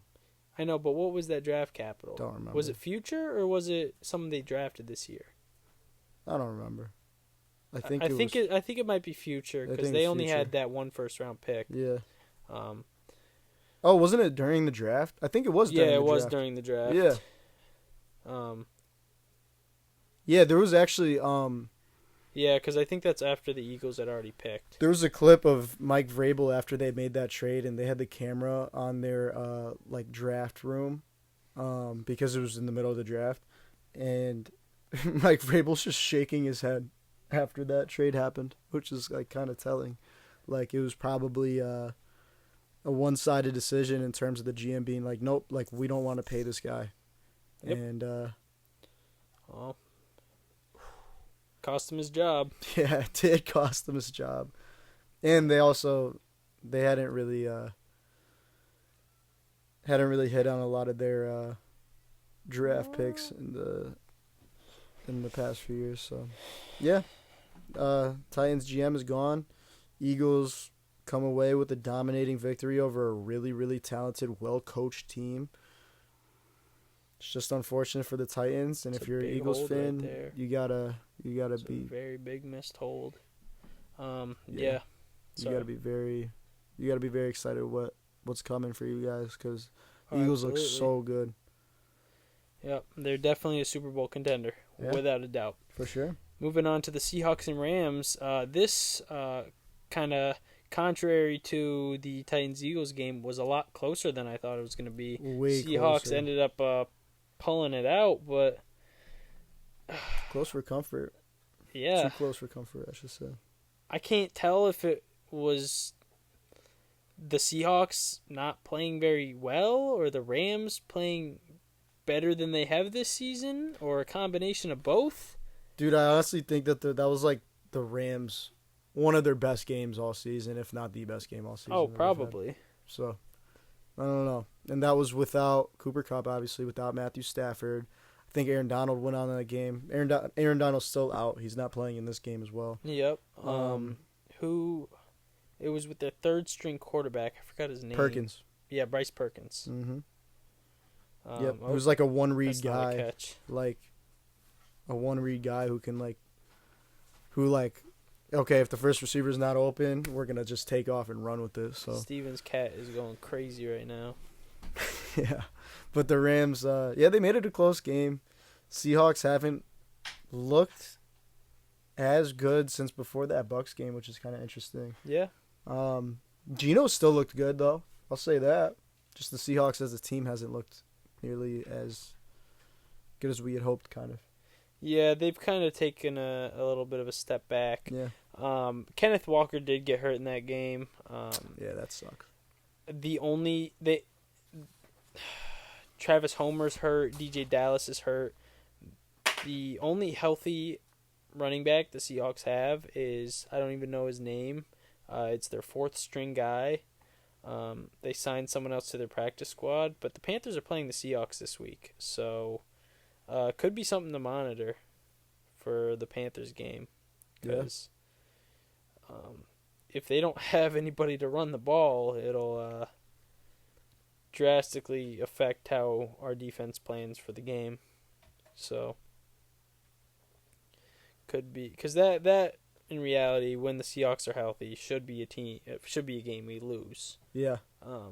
But they're not healthy, which makes it a completely different story. And yeah, you see upsets all the time, but it wouldn't be as much of an upset. Yeah, for sure. Yeah, it's unfortunate that the Rams' best game of the season really was not a win. It's crazy. Yeah, and it is a good Seahawks team. So they put up a really good fight. I want to wait to talk about the Dolphins-Niners game till when Stevens. Why? Oh, when Steven. Okay, Yeah, I got you. so I could bring Steven onto the pod. Oh, there he is. Oh, man. Steven's got to do school. That's okay. Our producer isn't even paying attention. That's crazy. If anybody wants to be our producer, let us know. Steven sucks. Anyways, kidding. Moving on to the Dolphins-Niners. Mr. Irrelevant. Yeah. He looks pretty good. He looked pretty good. Yeah. Come on the podcast and say it, bro. Steven, say your can piece. you check Come the on, time come in the on. show real quick? Yeah, how long have we been on? I want to clip that. 1 hour, 37 minutes. Come on, talk about your Niners. All right, real quick. All right, bet. Because this was an impressive win, so I want you to gloat about it. And you're the only one that picked it as well, so. Ooh, Dolphins, what happened? Oh, man, that was not how I was expecting you to come on. What do you mean? I think it was perfect. Wow, you really had to use the voice, too. Come on, he's a sensation. He's an internet star. He's great. He is Everyone great. loves the kid. Everyone does love him. Yeah. Niners, huh? BCB. Big Cock Brock. In my, not my defense, but Tua didn't finish the game, so technically, They fucking pulled him out of the game. no, he got injured. What? He got hurt. He's got an ankle injury or something. Really? Okay. Yeah. But Mike McDaniel's still undefeated with Tua starting and finishing the game. Granted, if he finished the game, they weren't gonna win. Yeah. It looked like a good game at the beginning, and then the Niners just kind of pulled it away with it late, and not even that late, just like second half. And Did you see the First coverage play? chart coverage chart, no, for Tua's passing? no. You need to see it because Fred Warner's coverage during that game was absolutely locked down. Oh, Fred Warner is the best linebacker in all of football. It was absolutely amazing. We'll pull up the coverage chart. I don't have my fucking phone on me. Oh, all right. We'll pull up the coverage chart when you go back over there. Yeah. If I need to see this coverage chart so bad, Andrew, you're in the bathroom. You missed it. Tua left the game with an injury, so Yes, he did. technically, Yeah, he did not play still undefeated when he plays the full game. Yeah. Granted, they weren't gonna win, No. but if we're speaking in technical terms here, he is still undefeated when playing the full game. Yeah, I want to say that me and Caleb both did not think that the Niners would continue their defensive success against such a good offense, and they definitely did. So, props to the Niners. It's a Super Bowl defense right there. Yeah, it is. Super Bowl It defense. has been for years. Yeah, I think D'Amico Ryans is probably going to be number one on most people's boards for coaching candidates. Yeah, 100%. He's gone next year, which Yeah. stinks. No, he's gone Yeah. for sure. But what I mean is he's probably like the top candidate for I just agree. about any team except for maybe like the Panthers, who are gonna want to look for a more offensive-minded head coach, and the Broncos too if they fire Nathaniel Hackett, even though Nathaniel Hackett is an offensive head coach. So Yeah. we'll see. Yeah, you want to talk about Jimmy G? What is there to talk about? He's hurt. He's done. hurt. Yeah, he's gone. Yeah. At the beginning of the game, when that play happened, Most likely out for the season. most likely out for the season. I heard reports after the game that he doesn't need surgery, and he could be back for the playoffs. And then Kyle Shanahan after that came out and said, "Listen, that's like the best case scenario, hopeful thinking." What did he injure? Do you know? It was his foot. It's well, his I foot. know, but It's like not his- what part of his foot? I don't think it's his Can you ankle. check that? I think it's. Is it like a Liz Frank injury? No, Is so it? No. at first they thought it was a Liz Frank, and they immediately said he was out for the season. Yep. Right after the game, and then Monday they were like, "Oh no, he could still come back to the playoffs because it's not a Liz Frank." And then Kyle Shanahan came out, Yes. I think yesterday or maybe Yeah. it was the day before, where he said if he comes back, it's going to be in like 7 weeks, which would be like the NFC Championship game Yeah. if they're there. And even that is like an outside shot. So the Yeah. reporting on it was strange, but yeah, it's not looking like he's going to play the rest of the season. Yeah. No, which is Sorry very to get in all sad. your face, Caleb. No, you're good. Steven, let me ask you this. Yeah. So obviously it's a negative impact on the team, but how much do you think this impacts their Super Bowl chances? I mean, Jimmy G was a huge part of that team, and like he still is. His chemistry with all the guys is huge. Over the last few years, he's been building it up, and like they just know how to work well together. But it probably ruins the chances a slim amount. But after seeing Brock Purdy play, like holy shit, that kid, he's pretty fucking good. Yeah. That kid's pretty good. He was Pretty good. he was another guy kind of like Bailey Zappi that was like a sleeper coming into the season. Not really as much of a sleeper as someone like Bailey Zappi, but definitely someone that could potentially, kind of come in relief of somebody and execute an offense well. Yeah. Also want to mention Nick Bosa, 3 sacks that game. Now leads the NFL in sacks. I could do that. Very much a candidate for Defensive Player of the Year. I could do that. Probably will get it too. Defensive Player of the Year, either Brian Burns or J.C. Horn. Easy. No, I'm just kidding.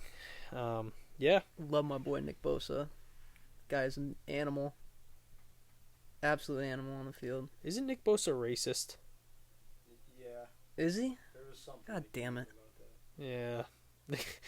God damn it. So- Well, anything that bad. No, I don't mean to burst your bubble, but there is something, because there's a ton of memes online, like, especially, you guys see, like, the Micah Parsons tweet earlier talking about, like, the Brittany Griner thing.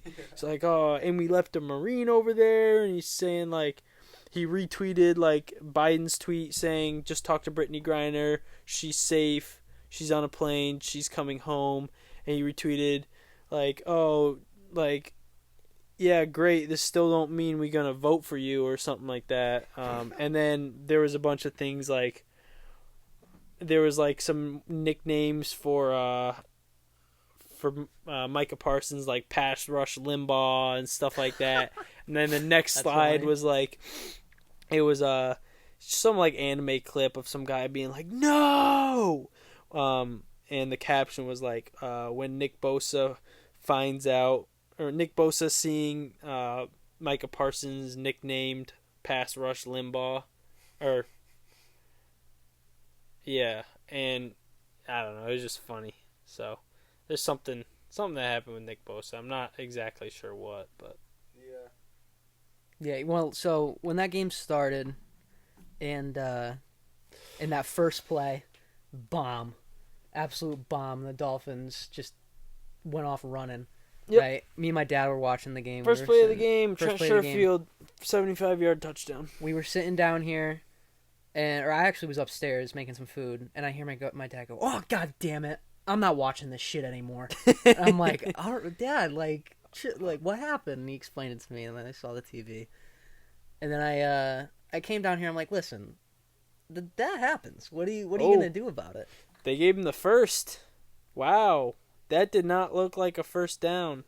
Sorry, guys. It's 4th and 1. Rams pass. Well, maybe that's first down. It's very close. 4th and 1 from the 2-yard line. Yeah, I guess they're giving it to him. Not even going to review it. All right. And touchdown, Cam Akers. Yep, touchdown. All right. So, We got a game. yeah, with the extra point, it should be 16-10.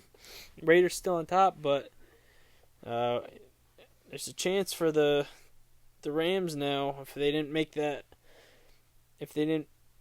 first down, there would be no chance. Oh yeah, that's definitely a first, without a doubt. Sorry, Yeah. sorry to cut you off. No, it's okay. Don't worry about it. But yeah, just completely unexpected how the Dolphins got blown out in this one. And it goes to show, like, yes, that Dolphins offense is probably one of the best in the league, if not the best, I mean, also Jalen Waddle didn't play at all. and is insane. Why? He didn't play. Yes, he did. Who didn't play? What wide receiver didn't play for the Dolphins? I don't know. Waddle for most of the game. Why? He went out. Yeah, he went out for most of the game. Oh, Pretty sure he got it, like, Yeah, he had like one reception. I don't remember that. But still, Yeah. like, if this Dolphins offense, who's among the best in the league, is having a bad game for whatever reason, their defense is they can't step up. yeah. And So if they want any, kind of playoff run, their offense better not have a bad game. And throughout, like, the first, I'd say maybe 2 quarters, Tua was overthrowing almost everything. Like, by at least a couple feet. Yeah, well, Almost every pass was completely overthrown. it happens. Yeah, so I guess he just had an off day, but my Niners came out on top. And those guys... Congratulations. Thank you. Those guys are some dogs. I don't think they're dogs. I mean, they're people, think they're but... football players. But Yeah, you know what I meant. call them what you want, I guess. All right. Well, Andrew, you got anything you want to come over and add? I'm gonna go do my schoolwork. Nerd. Yeah, I'm a fucking loser. What the fuck was that? Huh? What the fuck was that?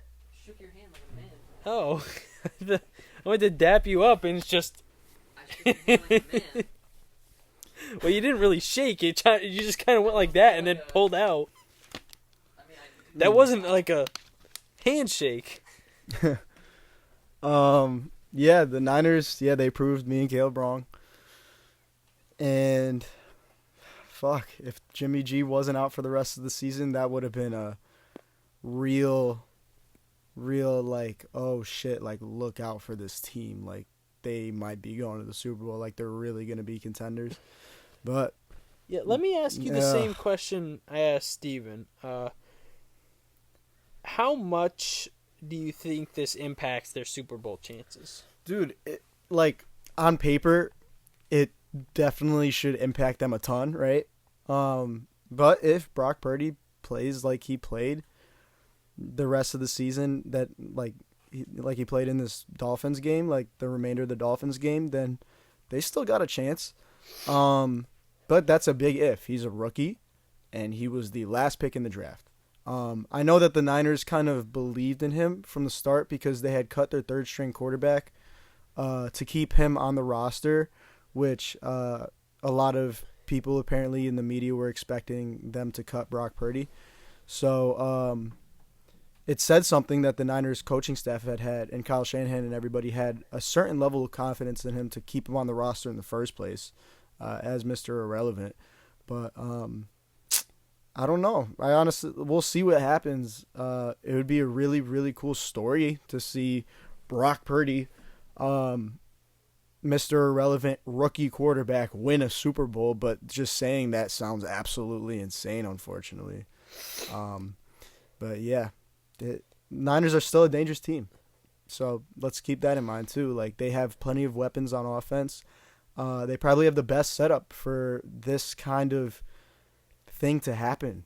Yeah, and if there's any So, coach that can scheme an offense around a rookie quarterback, it's Kyle Shanahan. yeah, with Christian McCaffrey, Debo, Ayuk, George Kittle. Trent Williams, and the whole offensive line, like, who knows? Who really knows? It's the NFL. Absolutely anything can happen. But obviously it hurts their chances a lot, in my opinion. But we'll see what happens. I'll be interested, and I will be watching very closely this next week because they're playing the Bucks. So Yeah. we'll see what happens. But yeah, moving on to the Chiefs Bengals. This was a tight game. Yeah, Joe Burrow is Patrick Mahomes' kryptonite. He is apparently. He's like the only quarterback, at least relevant quarterback, that Patrick Mahomes has not beaten. Yeah. 0-3 against Joe Burrow.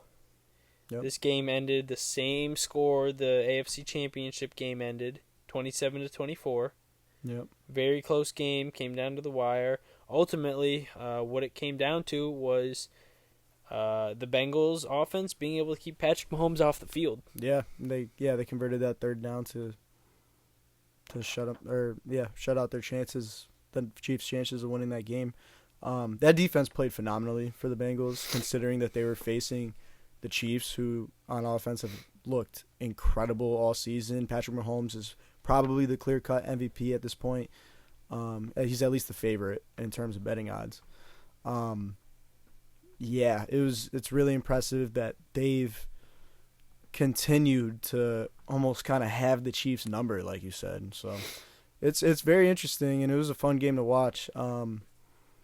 Yeah, I think this Bengals team can go pretty far as well. We're talking about two superpowers in the AFC once again, and they met up in the AFC Championship last year. It could very well happen again this year, depending on how the seeding plays. Yeah, it's funny to me that everyone thought the Bengals were going to have the Super Bowl hangover and, not be very good this year.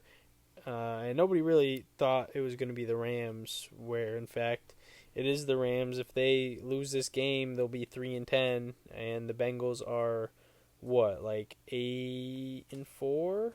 Yeah, I mean, they had I don't know what their record is exactly, but they had a kind of a shaky start to the season, and then Jamar Chase went out. Yeah, but you see a lot of teams who kind of have shaky starts to the seasons, and they'll go through rough patches. Yep. And this is, it might not seem like it because the core pieces are still there. Guys like Jamar Chase, T. Higgins, Joe Burrow, Joe Mixon, and then guys on defense, Chidobe Awuzie, who's now out for the season, Sam Hubbard, Trey Hendrickson. Those guys are still there. But this is a pretty revamped Bengals team compared to last year. It's a pretty much completely new offensive line.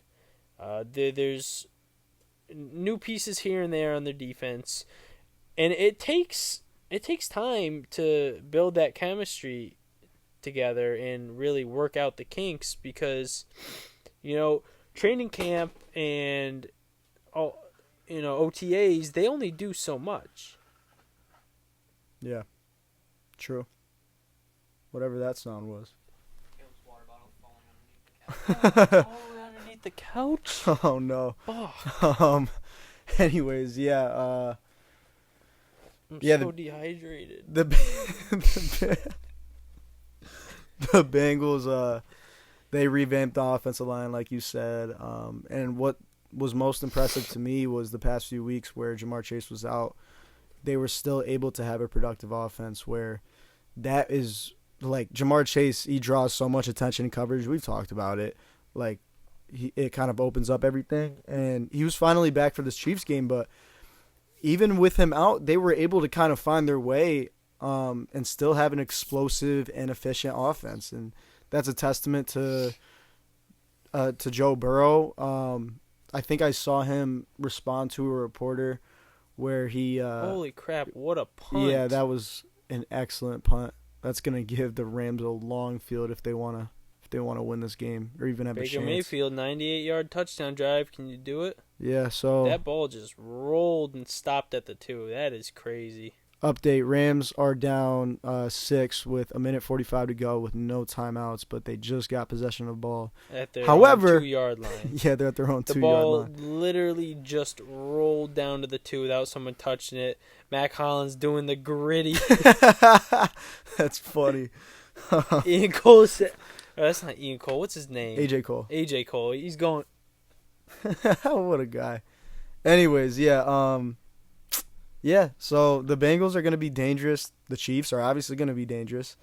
If they match up in the playoffs, we'll see what happens. Cause I'd like to see that. Yeah, the Bengals have had their number in recent history. But yeah, this was another great game all around. All right, moving on for time's sake. Yeah, we got the Chargers and Raiders. Yeah. I was really impressed by the Raiders this game. Yeah, they've really kind of turned it around in the past couple weeks Yeah. with a couple overtime wins. This game against the Chargers. Chargers, once again, could not pull out a close one. They turned it over on 4th down, I think 2 drives in a row to close out the game. They just keep underperforming, man. And They do. it's got to be Brandon Staley. It really does. It could be. Yeah.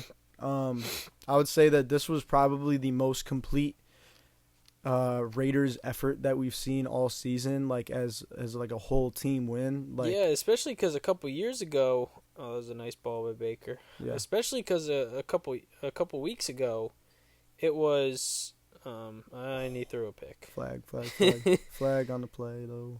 Yeah. Especially though because a couple years ago it was, not years. Why do I keep saying that? A couple weeks ago, the Raiders got shut out by the Saints. Yeah, they did. And they didn't look good, but that was their 3rd straight win. It's looking at most likely their 4th for now versus the Rams. So, yeah, the Raiders are hot. They could make a late season playoff push. They could. If they win out, go 10-7. It's not out of the question. They did that last season. They were 6-7, and they ended up making the playoffs. So, who knows? But yeah, the Raiders, they look very impressive on both sides of the ball. Their defense only gave up 13 points to this Chargers offense. The final score is 27-20, but I believe that that's a big penalty. Yeah, the Chargers got like a pick 6 or a fumble recovery for a touchdown, so that kind of skewed the numbers a little bit. And Baker took a sack. Raiders defense looked not what you absolutely insane. What's his name? Not Max Crosby, but Chandler Jones. He had 4 sacks this game versus the Chargers. So he had been pretty quiet all season, and he broke out versus the Chargers. So that was cool to see. And Devontae Adams having 2 long touchdowns. Very very impressive what they've been doing as well. And like we're finally kind of seeing like what we thought the Raiders could be going into the season. So. Shout out to the Raiders. I've always liked the Raiders. And Marcel's a Raiders fan, too. The biggest Raiders fan I know, anyway. He's the second biggest Raiders fan I know. Who do you know? My old neighbor. Oh, okay, I gotcha. He's always been a Raiders fan. Sorry, I'm a little caught up during watching this game. It's getting interesting now. Max Crosby just had a sack. Because Baker Mayfield couldn't make a decision and get rid of the ball. But also it wasn't great blocking either. He didn't really have a whole lot of time. No. But with no timeouts left and like 1:30 left in the game, you can't risk it. And I swear to God, dude, if Baker Mayfield comes back and wins the game for the Rams, I'm going to lose my mind. Minute left. Clock is ticking. I'm going to lose my mind if he comes back and wins this game for the Rams. They're at the 40-yard line, no timeouts. The Raiders' 40-yard line. They're going no huddle. You can't do anything for the Panthers all fucking Dumps season. it off. All 9-yard season. gain. And yet you're with 2 days to learn an offense, you're pulling this shit? They're at the 31-yard line. 40 What the seconds hell is left. wrong with the Panthers? All right, well, let's see it. 35 seconds. Clock is ticking. Other quarterbacks have had success with the Panthers this year. Yet Baker Mayfield looks Skoranek. good right now. Down to the 22. what is going Spike on? it, spike it. There's 20 seconds left. They're going to spike it. Right here. 15 seconds left. Oh, my God. Do you understand what I'm saying? Yeah, I get Like, what you're saying. what? He's had 2 days to prepare. Yeah, this is wild. That was a crazy deep ball. I'm going to lose my fucking mind if Baker fucking Mayfield... Don't get me wrong, I got no problems with the guy. I'm rooting for him. But if he comes in here with 2 days to learn an entire offense and leads the Rams to a 2-possession comeback win, Tom Brady style. starting at the going for a 98-yard touchdown Oh, drive. here it is. He's got it. Touchdown Rams, 10 seconds left. Bro, Touchdown what? Rams. Game is tied, but the Rams might win with the extra point. If they get the extra point. 9 seconds to go. 98 yards. That's crazy. They start at their 2-yard line. What? No timeouts. How the fuck does Baker Mayfield do this shit now? Bro, this is crazy. What a comeback. It's kind of what we saw. What the fuck is this? This is wild. Matt Gay for the extra point. Oh, they stopped it. Yeah, probably. What the fuck is this? How the fuck does Baker Mayfield do this shit now? Is there anyone in our live right now? I don't know. It says a bunch of people have joined and I can wave to them, but I don't know if they're still in it. This fucking guy can't do shit all year. And with This 2 is fucking crazy. days to prepare, he comes in and leads a 98-yard game-winning touchdown With drive no timeouts. Boom. with no Look at that touchdown. deep. Oh, that was beautiful. He never took his eyes off him either. That was beautiful. He knew where he was going. Well, they had to, honestly. He had to have the touchdown right there. Here it is. Let's see it. Matt Gay for the extra point. 10 seconds to go. If the Rams get this, it's a win. He got it.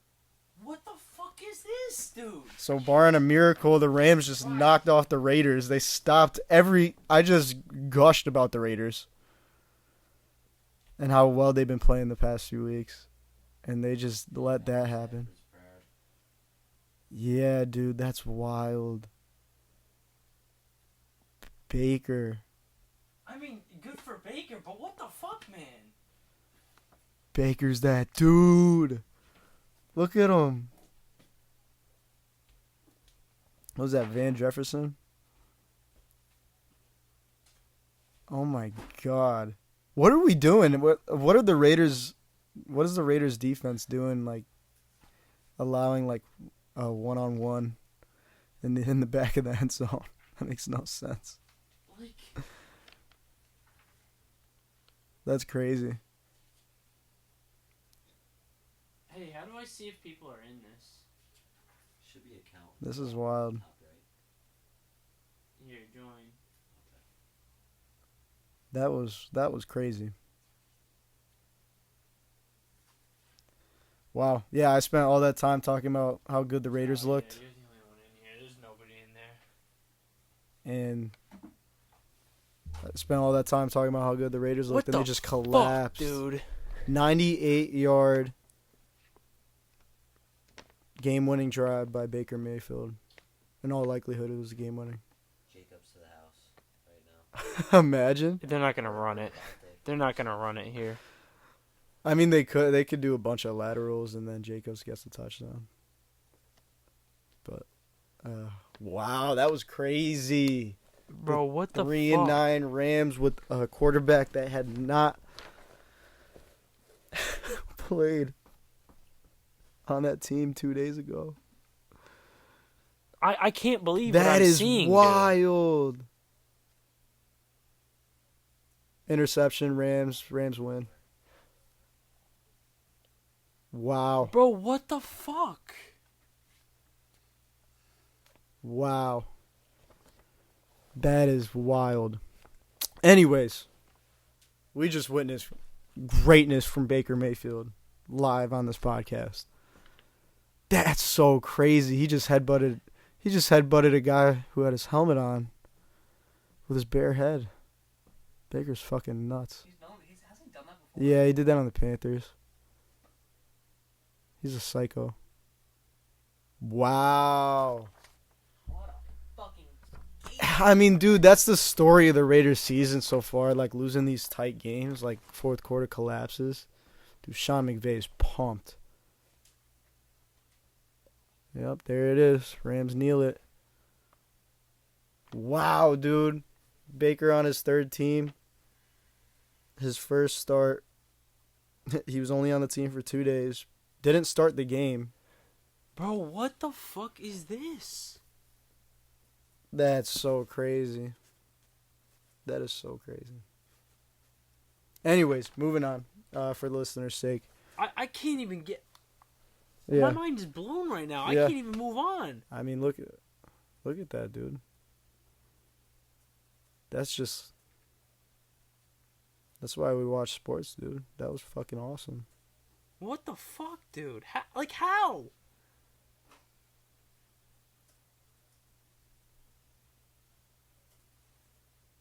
That was incredible.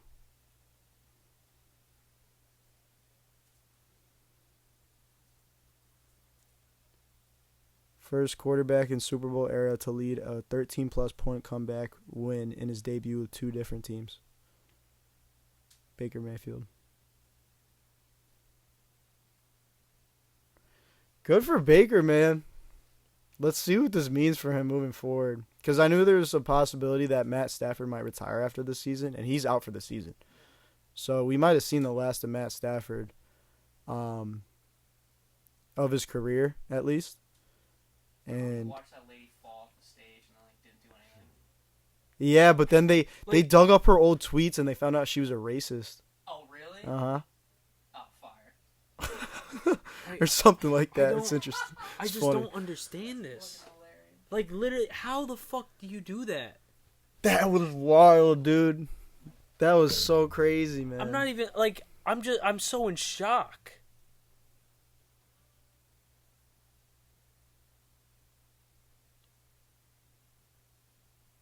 This guy doesn't even know how to throw a football for the Panthers, yet leads a 98-yard... Whatever, dude. I don't even give a shit anymore. Fuck this shit. Congratulations, Baker Mayfield. Like, Let's go, Baker. Let's go, Baker. Anyways, moving on to the Colts-Cowboys game. This was a tight game for 3 quarters, and then the Cowboys just flipped a switch. It's like that meme where like you're playing video games and you're kind of like leaning back in the chair, it's the second and then most, you lean forward. second most That's what it looked like. points scored in a fourth quarter of a game ever. They That scored. was crazy. It was 21-19 coming into the fourth quarter, and it ended 56-19. Yeah, Scored 33 points in the nuts. fourth quarter. Nuts. Absolutely nuts. That Cowboys game, me and Caleb were talking about this. That Cowboys team looks dangerous. Yeah, Like, you know, people. Andrew and I were talking about this. Jeez, stop doing that. Andrew and I were talking about this the other day. You know, year after year, you know, oh, it's the Cowboys' year. They look really good, this and that, and then they choke in the playoffs. This feels different. This year feels different because, and you know, something's probably different when we're the ones saying it.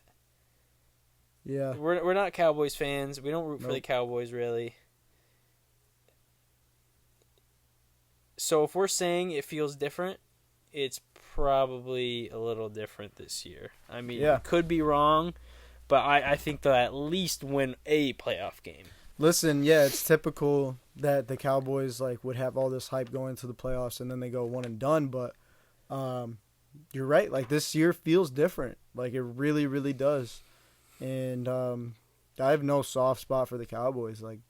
Not at all. Not even a little bit. But they look dangerous. That defense looks dangerous. They have weapons. They have a decent quarterback. They have, I don't know, they just look like a dangerous team. Especially if they add a weapon like OBJ or something, and he could possibly play in the playoffs. Who knows? Who knows what the ceiling is for this team as well? We're about to see a really, really good playoff slate for the NFC and the AFC. It's going to be very, very interesting because I feel like we have a lot of teams this year that we're talking about as Super Bowl contenders. And, man, I think the Cowboys could be put into that category. So, good for the Cowboys. The Colts played well for 3 quarters and they collapsed. So, Yeah. Well, tough for Colts fans. Moving on, I guess, for time's sake, once again. The Bucks are another team like the Rams just did, who came back from a 2-possession lead to win the game. Same exact score. Yeah, you're right. 17-16. Except the only difference is Tom Brady does that. Yeah. Baker Mayfield doesn't. No.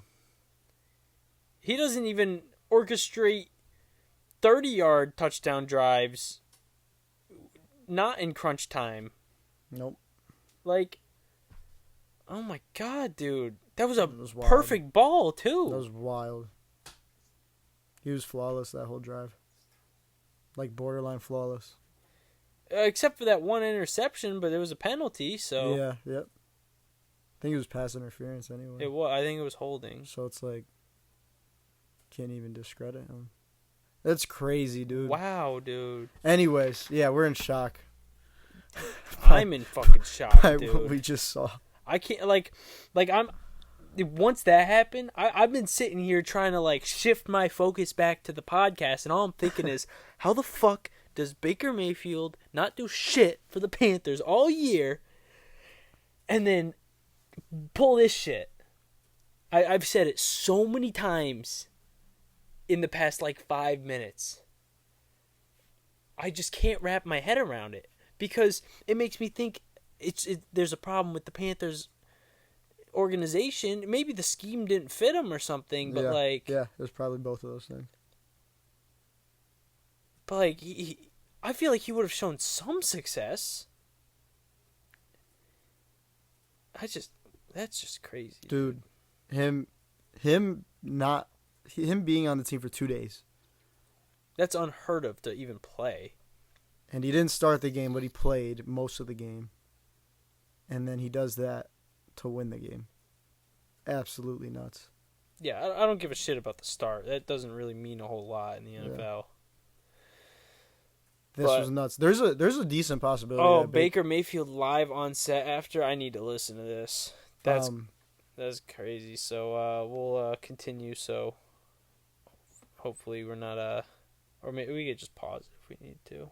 Yeah. But yeah, this Saints Bucks game, I couldn't make up my mind what I wanted because it was better for the Panthers for the Saints to win, but I also just hate the Saints. Yeah. So I didn't know how to feel with who I wanted to win, and I didn't know how to feel after the Bucks come back. Come on, you knew what the right side was.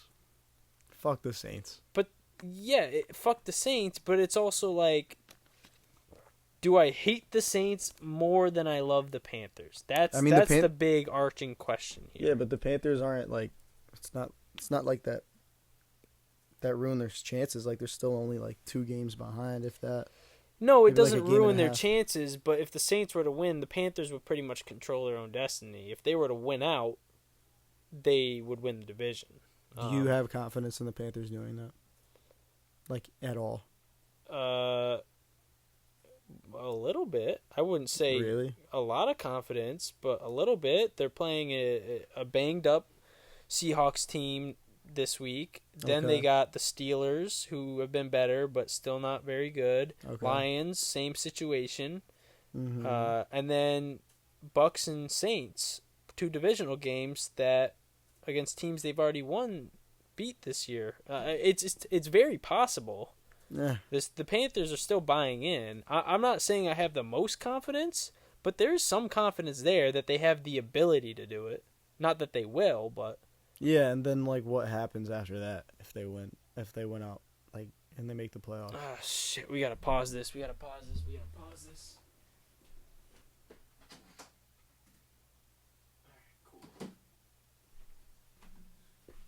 But yeah, either way, it's kind of like a win-lose situation. So I'm really kind of indifferent about it. I'm sure I know where you stand. So congratulations, Dude, that was incredible.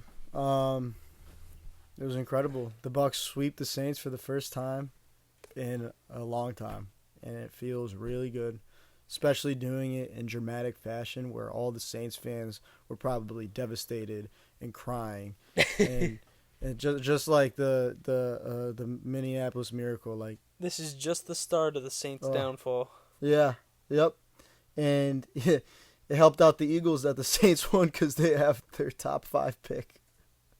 Yep. It's so funny. Yeah, fuck the Saints.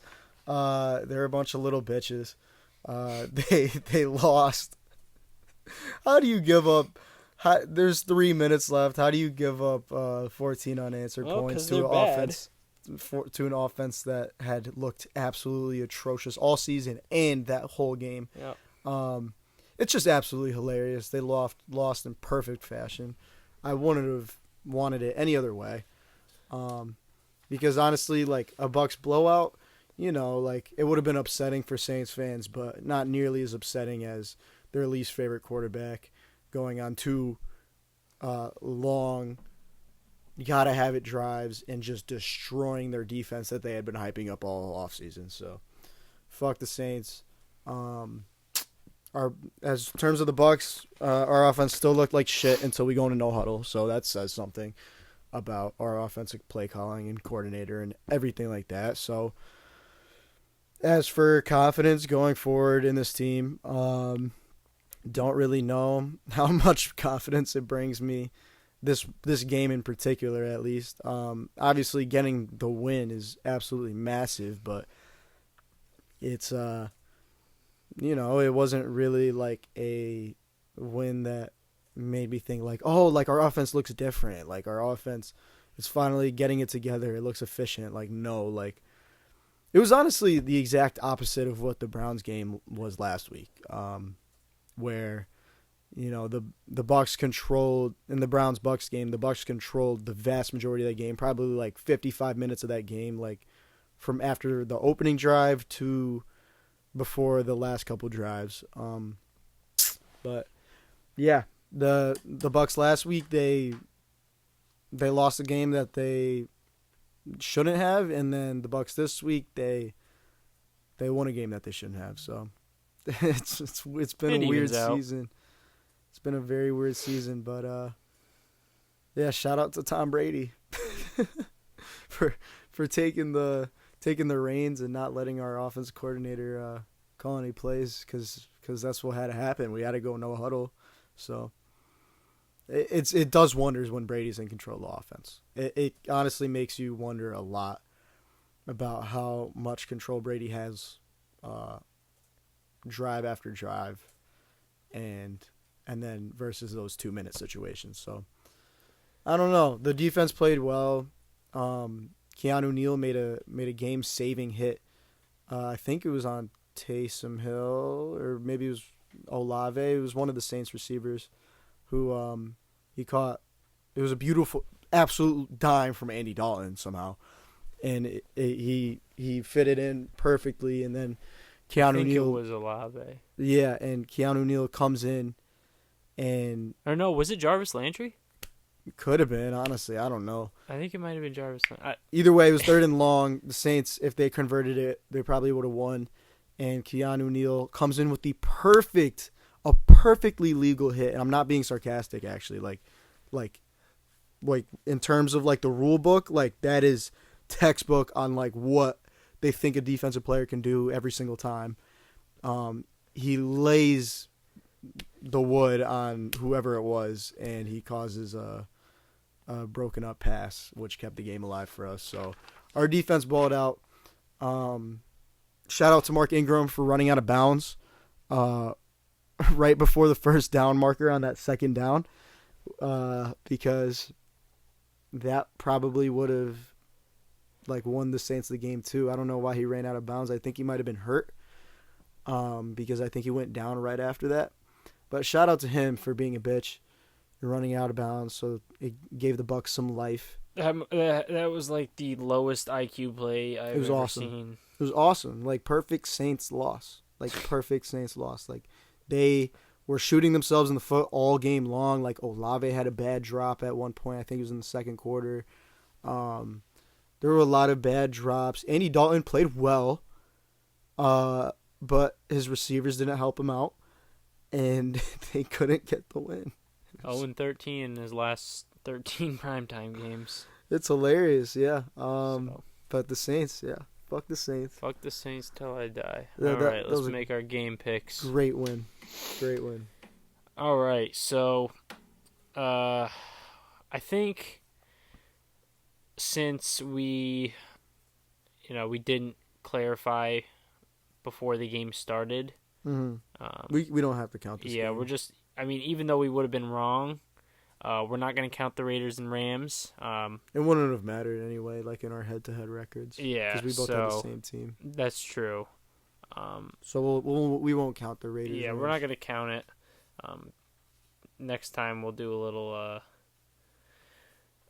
if we do one on Thursday night, we'll make sure we clarify beforehand, maybe announce it on Twitter or something. Yep. Jets and Bills. Oh, man. Remember, the Jets got the win the first go-around. Yeah, they did. You think it'll be different this time? Yeah, Bills. I'm taking the Bills. I'm going to have to agree with you on that one. Steven, EJ, any of you want to chime in and make some picks? Steven, I know you're busy. Yeah, throw out the matches, and I'll say something. All right. Well, what was the first one? Jets and Bills. Bills. All right. But EJ takes the Bills. Steven, you're going to chime in? Steven's going to take the Jets. All right. Steven's taking the Jets. EJ, what about the Raiders and Rams? That already just happened. I seen if I can catch you, man. I got you for a second. All right, Browns and Bengals. I'm going to go Bengals easy. They're turning on right at the right time. Browns look bad. Yeah, I agree Bengals with special teams won't be as bad as the Texans were. Bengals offense won't be as bad as the Texans were. Yep. I feel like everyone is in agreement here. Bengals. Steven. Yeah, everyone's in agreement here. So, all right. Texans and Cowboys. Another lock, Cowboys. Dude, some blowouts we're looking at, I feel like. Yeah. Well, maybe not. Maybe not, though. But yeah, Cowboys. Oh, who you got? Cowboys, unfortunately. All right. Andrew, I'm assuming. Cowboys, yeah. All right. Vikings and Lions. I might go Lions. I'm going Lions. This is an unexpected game that they're going to win. I like that. They also need to win, so. Vikings has been. I'm gonna go Vikings as well. All right, we got a split on this one. Eagles and Giants. Giants. 100%. EJ's taking the Giants. Steven. Eagles for the Steven. I think we can pull off a nice little upset, dude. It is a divisional game. It is. I'm gonna go. They Eagles. just have no receivers in such good corners. I can't see past.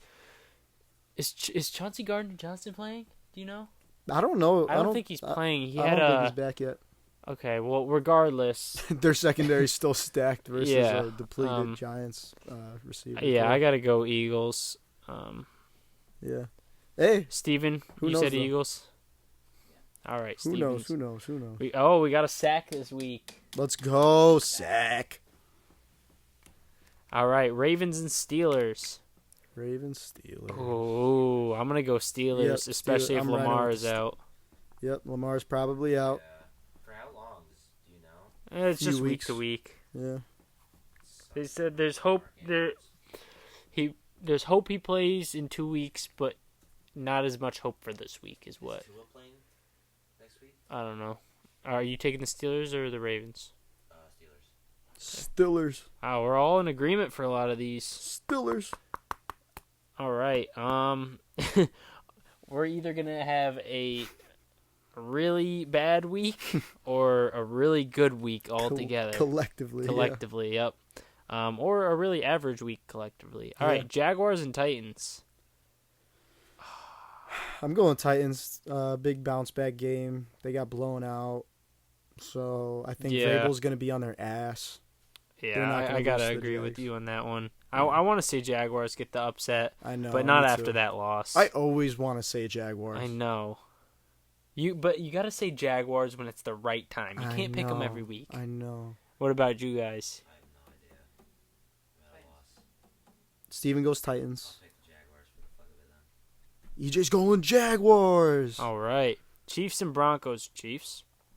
Yeah, yep. Jesus Christ. We got some locks here, I feel like. Oh, we got an ESAC this time. That's a new Ooh, one. Bucks. Bucks 49ers. Dude, I'm so nervous for this Bucks-Niners game. Like, I'm going so 49ers, baby. I'll go Bucks. All right, yeah, I'm going Bucks. But it's nerve-wracking because we got Tristan Wirfs out and Nick Bosa's coming off a 3-sack game.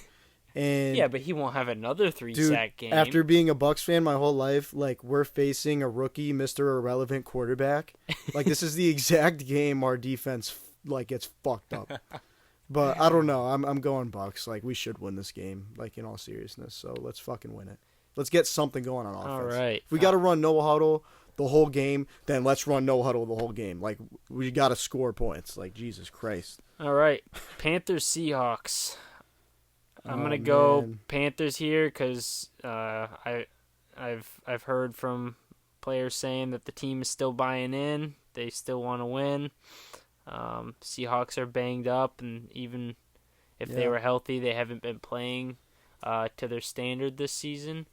I'm gonna say the Panthers pull it off. Yeah, Geno Smith and DK Metcalf were both limited in practice today, so that's an important note. Yeah, they should be fine, but Tyler Lockett's popping off though. Yeah. will he pop off with Drew Lock though? I kind of want to take the Lock to Lockett? Panthers here. I'll take the Panthers here. I think the All Seahawks right. will go on a bit of like Seahawks. a rough patch. Steven? I'm gonna go with the Seahawks. All right. Nice. Dolphins, Split. Chargers. I'm gonna say Dolphins if Tua plays. Yeah. Yeah, I'll take. Doing these ifs. Well, that's a big. We're making these. massive. We're making You these. gotta make a pick. We're, Stays out though. like- yeah, but we're making these picks days in Yeah. advance, and that's a huge piece. Yeah. Still make your pick. I am making my pick. Dolphins if Tua plays. No ifs. No, You- no, you- we're do, doing do this. you make the rules? When it's a You? when it's a Yes. starting quarterback, you got like there's got to be an asterisk. Yeah, Listen, like all these talk shows like on Sunday mornings when you see these like people in the media like making their picks, like it's on Sunday morning, like for the most part who's playing. yeah, and if there's still a question, they'll say, "Oh, well, I got the Dolphins if Tua plays." Yeah, they'll say that. So All right. Dolphins if Tua plays, I'm with you, Caleb. We're doing the stipulations, whether you like it or not, Steven. Yes, sir. Fine, Dolphins. All right, I'll never do an if. Okay, Okay. so Steven's just Dolphins, like straight up. EJ, I'll do Dolphins too. are you doing if Tua plays or just Dolphins? That'd make more sense. All right, If Tua plays, nice. all right. So let's And that's circle Sunday Night that. Football, by the way. That's prime time. That should be a good game. See some good offenses, hopefully, if the Chargers can get it together. And our final game of the week is the Patriots and Cardinals. That's a bad game. Oh shit! Nobody picked the Chargers. No. I feel like the Chargers always win when they need to, though. Now I'm gonna stick to if Tua plays. Patriots Cardinals is a bad game. I'm gonna go Patriots. Belichick's gonna be not happy with how that Yeah. Bills game went, similar to the Titans and Mike Vrabel. So I'm going Yeah. Patriots. Patriots for me too. Steven, EJ, what'd you guys say? Cardinals. Steven, EJ's the lone wolf. All right. So, we're going to have a pretty consolidated week. This week's records are going to come down to a game or two. I guarantee it. Yeah. Let's see. Out of the 1, 2, 3, 4, 5, 6, 7, 8, 9, 10, 11, 12, 13 games this week, Andrew and I have the same pick on 1, 2, 3, 4, 5, 6, 7, 8, 9, 10, 11, 12. There is one game, Andrew. The Bucks 49ers game is going to be what decides the difference between Andrew and I's records. That's crazy. Go Bucks, baby. Go 49ers this week. All right, so before we wrap things up, as always, I have my top rookies of the week. And like I said last week, unless a player has like an outstanding day, that kind of just blows me out of the water. I'm typically gonna exclude like skill positions, meaning like running backs, receivers, because they, week in and week out, there's always a handful of rookie receivers and running backs putting up around 100 yards, a touchdown or two. So I'm gonna start off. This segment is brought to you by Zyn, by the way. We are sponsored by Zyn. We can say that now because we're not getting paid yet. Facts. Not actually sponsored, but for the time being, until we say otherwise, it's sponsored by Zyn. All right, so we're going to start off with someone who's become a staple on this list over the past couple weeks. Unfortunately, he is just the honorable mention like last week, but that's Jack Sanborn. Yes, sir. In case you haven't listened, Jack Sanborn is someone who in the past 3-4 weeks has really came onto the scene. He's an undrafted free agent from Wisconsin, and week in and week out, he's putting like 14, 15, 16 tackles up. He looks like a veteran player and a leader of that defense, and he's an undrafted rookie, which is really, really, really cool to see. This game, he had 14 tackles and 5 stops. And if you don't know what a stop is pretty much just like, I don't really have the words to explain it, but it's pretty much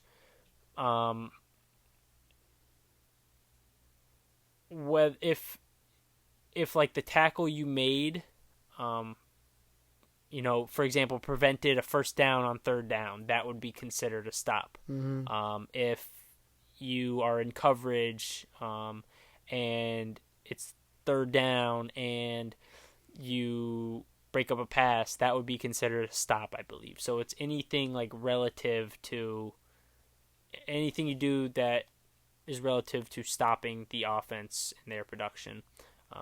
Man, Garfield is loving those wires. Garfield. Anyway, now to start out the actual top 5, because I had to throw our boy Jack in there. Number 5 is Cordell Volson. He's a guard for the Bengals. He's a 4th rounder from North Dakota State University. This is, I believe, one of his first games starting or playing, for that matter. And he allowed no pressures on 42 pass blocking snaps, which he also paired with a 77.2 Pro Football Focus run blocking grade. Pretty good for a rookie in one of his first games. Hell yeah. Then number 4 is Rodney Thomas II. He plays for the Colts, and he's a safety. He is a 7th round rookie from Yale. And he allowed 0 catches on 5 targets in that game against the Cowboys, which is pretty cool considering how good the Cowboys are. Yeah. Even with them exploding in that 4th quarter, he didn't allow a catch on 5 targets. That's awesome. Coming in at number 3, we have Reed Blankenship. Not Rodrigo? Not Rodrigo, unfortunately. He's not a rookie Hot Rod. or really on a roster. You know, He's not on a roster, you're right.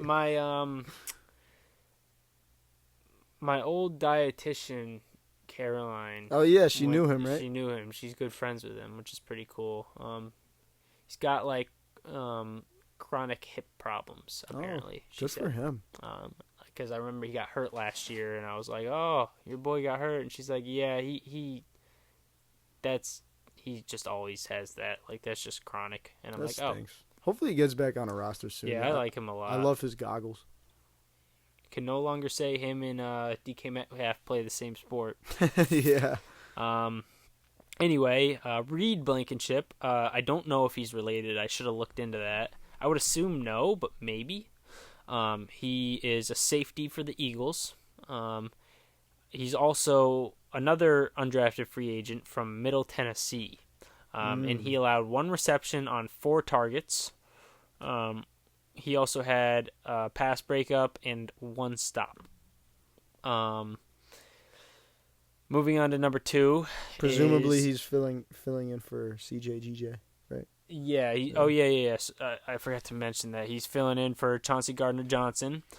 He had a crazy interception, I believe, versus Aaron Rodgers. Yeah, and I almost put him on the list last week, Yeah. but he had only played a couple snaps. So unlike He baited Aaron Rodgers like Yeah. it was nothing. I remember. yeah, but he's really stepping up, which is why goes to show why I have so much confidence in this Eagles secondary against the Giants. But he's playing out of his mind. It's only his second game playing.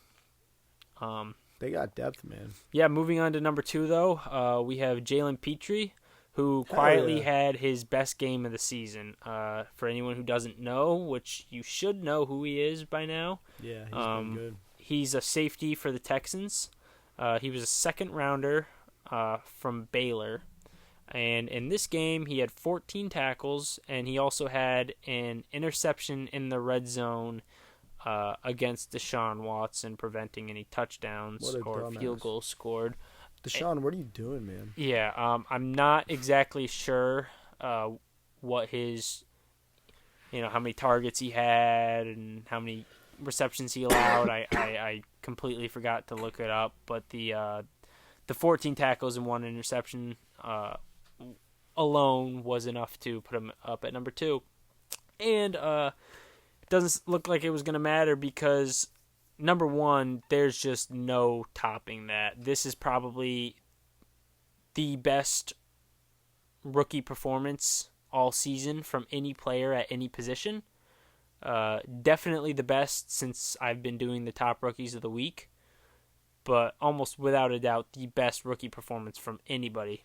And that is Darren Bland, who is a corner for the Cowboys. He's a 5th rounder from Fresno State, also filling in for injuries. I believe this might have been his first game playing or his second game playing. I don't know, one of his first games playing. And he allowed 2 catches for 9 yards on 5 targets, but he also had 2 interceptions. And if you watch that game, he was all over the place. Yeah. I could be wrong, but I believe he also had 8 or 9 tackles to go with it. It's crazy. So just an absolutely absurd performance. I know Dante's going to like hearing about that. He's probably sitting at home, hearing me go through my list thinking, Darren Bland's got to be on this list. Oh, he's not number 5. All right, he's got to be on this list. And gets to number 2. He's like, he's got to be number 1. He's got to be number 1. Well, there you go, Dante. He's number 1. Congratulations. Let's go, Dante. Shout out to all the rookies that stepped up this week.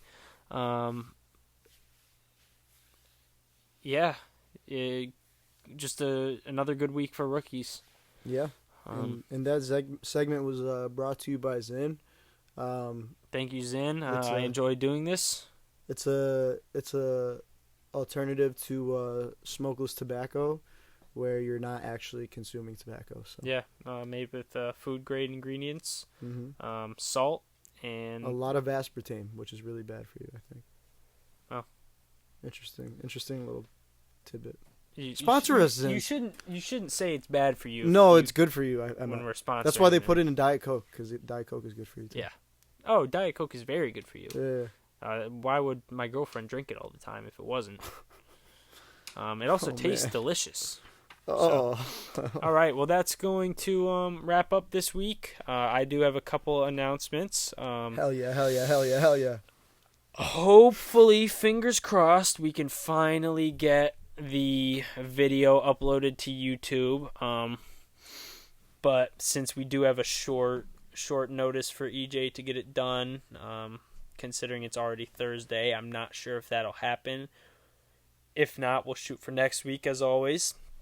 But we have been in talks, Andrew and I, about once the season concludes, we're going to start covering a couple teams per episode.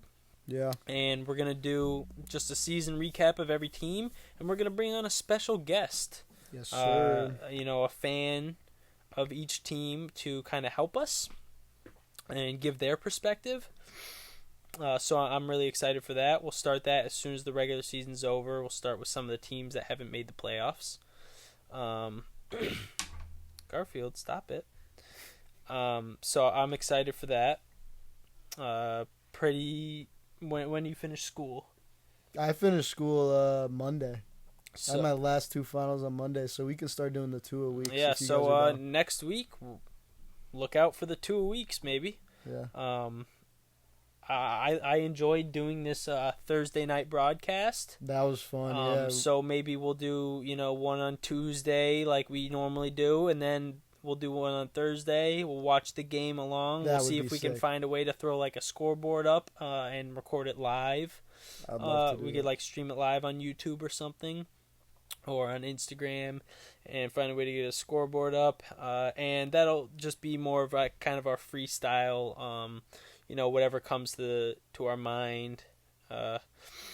And that way we won't have to worry about the important things we're talking about getting interrupted by Baker Mayfield leading a 98-yard touchdown drive to win the game when he's been in that offense for 2 days. So Yeah. we'll see. As far as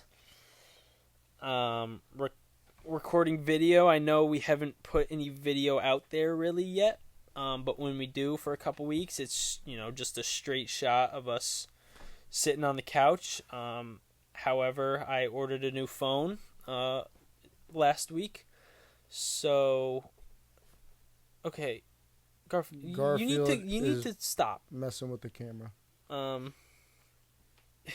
He's crazy. Yeah, he's crazy. Anyway, I ordered a new phone, so that should be in about a month. So when that finally comes in, we'll be able to have kind of a cooler looking video, kind of like a split screen like you see the New Heights show do on theirs. That'd be awesome. I feel like there was one more thing I wanted to announce, but it's not coming to me. I don't know. We're We're gonna play around with a lot of different ideas. Now that I'm gonna be done with school We'll have a lot for more the semester. we'll have a lot more time to to kind of get into it more, because we have so much to cram into one episode one night a week. Yeah, it's gonna Now be we'll fun. be able to expand a little bit more. Maybe we'll do our game picks on Thursday and not Tuesday, so we'll see.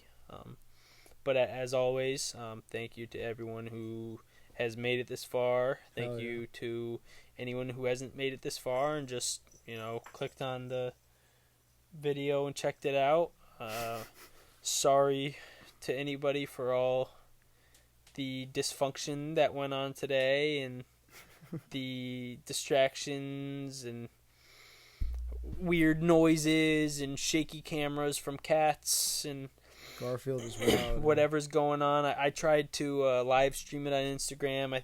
I saw some people Garfield needs came in at one point, but I know the live had stopped periodically, so I don't know how much of it got. But the episodes will most likely become a little bit shorter, to anyone who thinks that they're too long, because we're going to be doing more episodes a week, so we don't need to cram everything in all at once. And as always, like, if you have any feedback, positive or negative, let us know. Our socials will be linked in this video. So yeah, once again, thank you to everyone listening. Thank you to everyone helping us out and supporting us. And we had a blast doing this. We had a blast watching the game as we record. And I'm excited for things that are still to come. Hell yeah. Thanks for listening. Swag. What the fuck?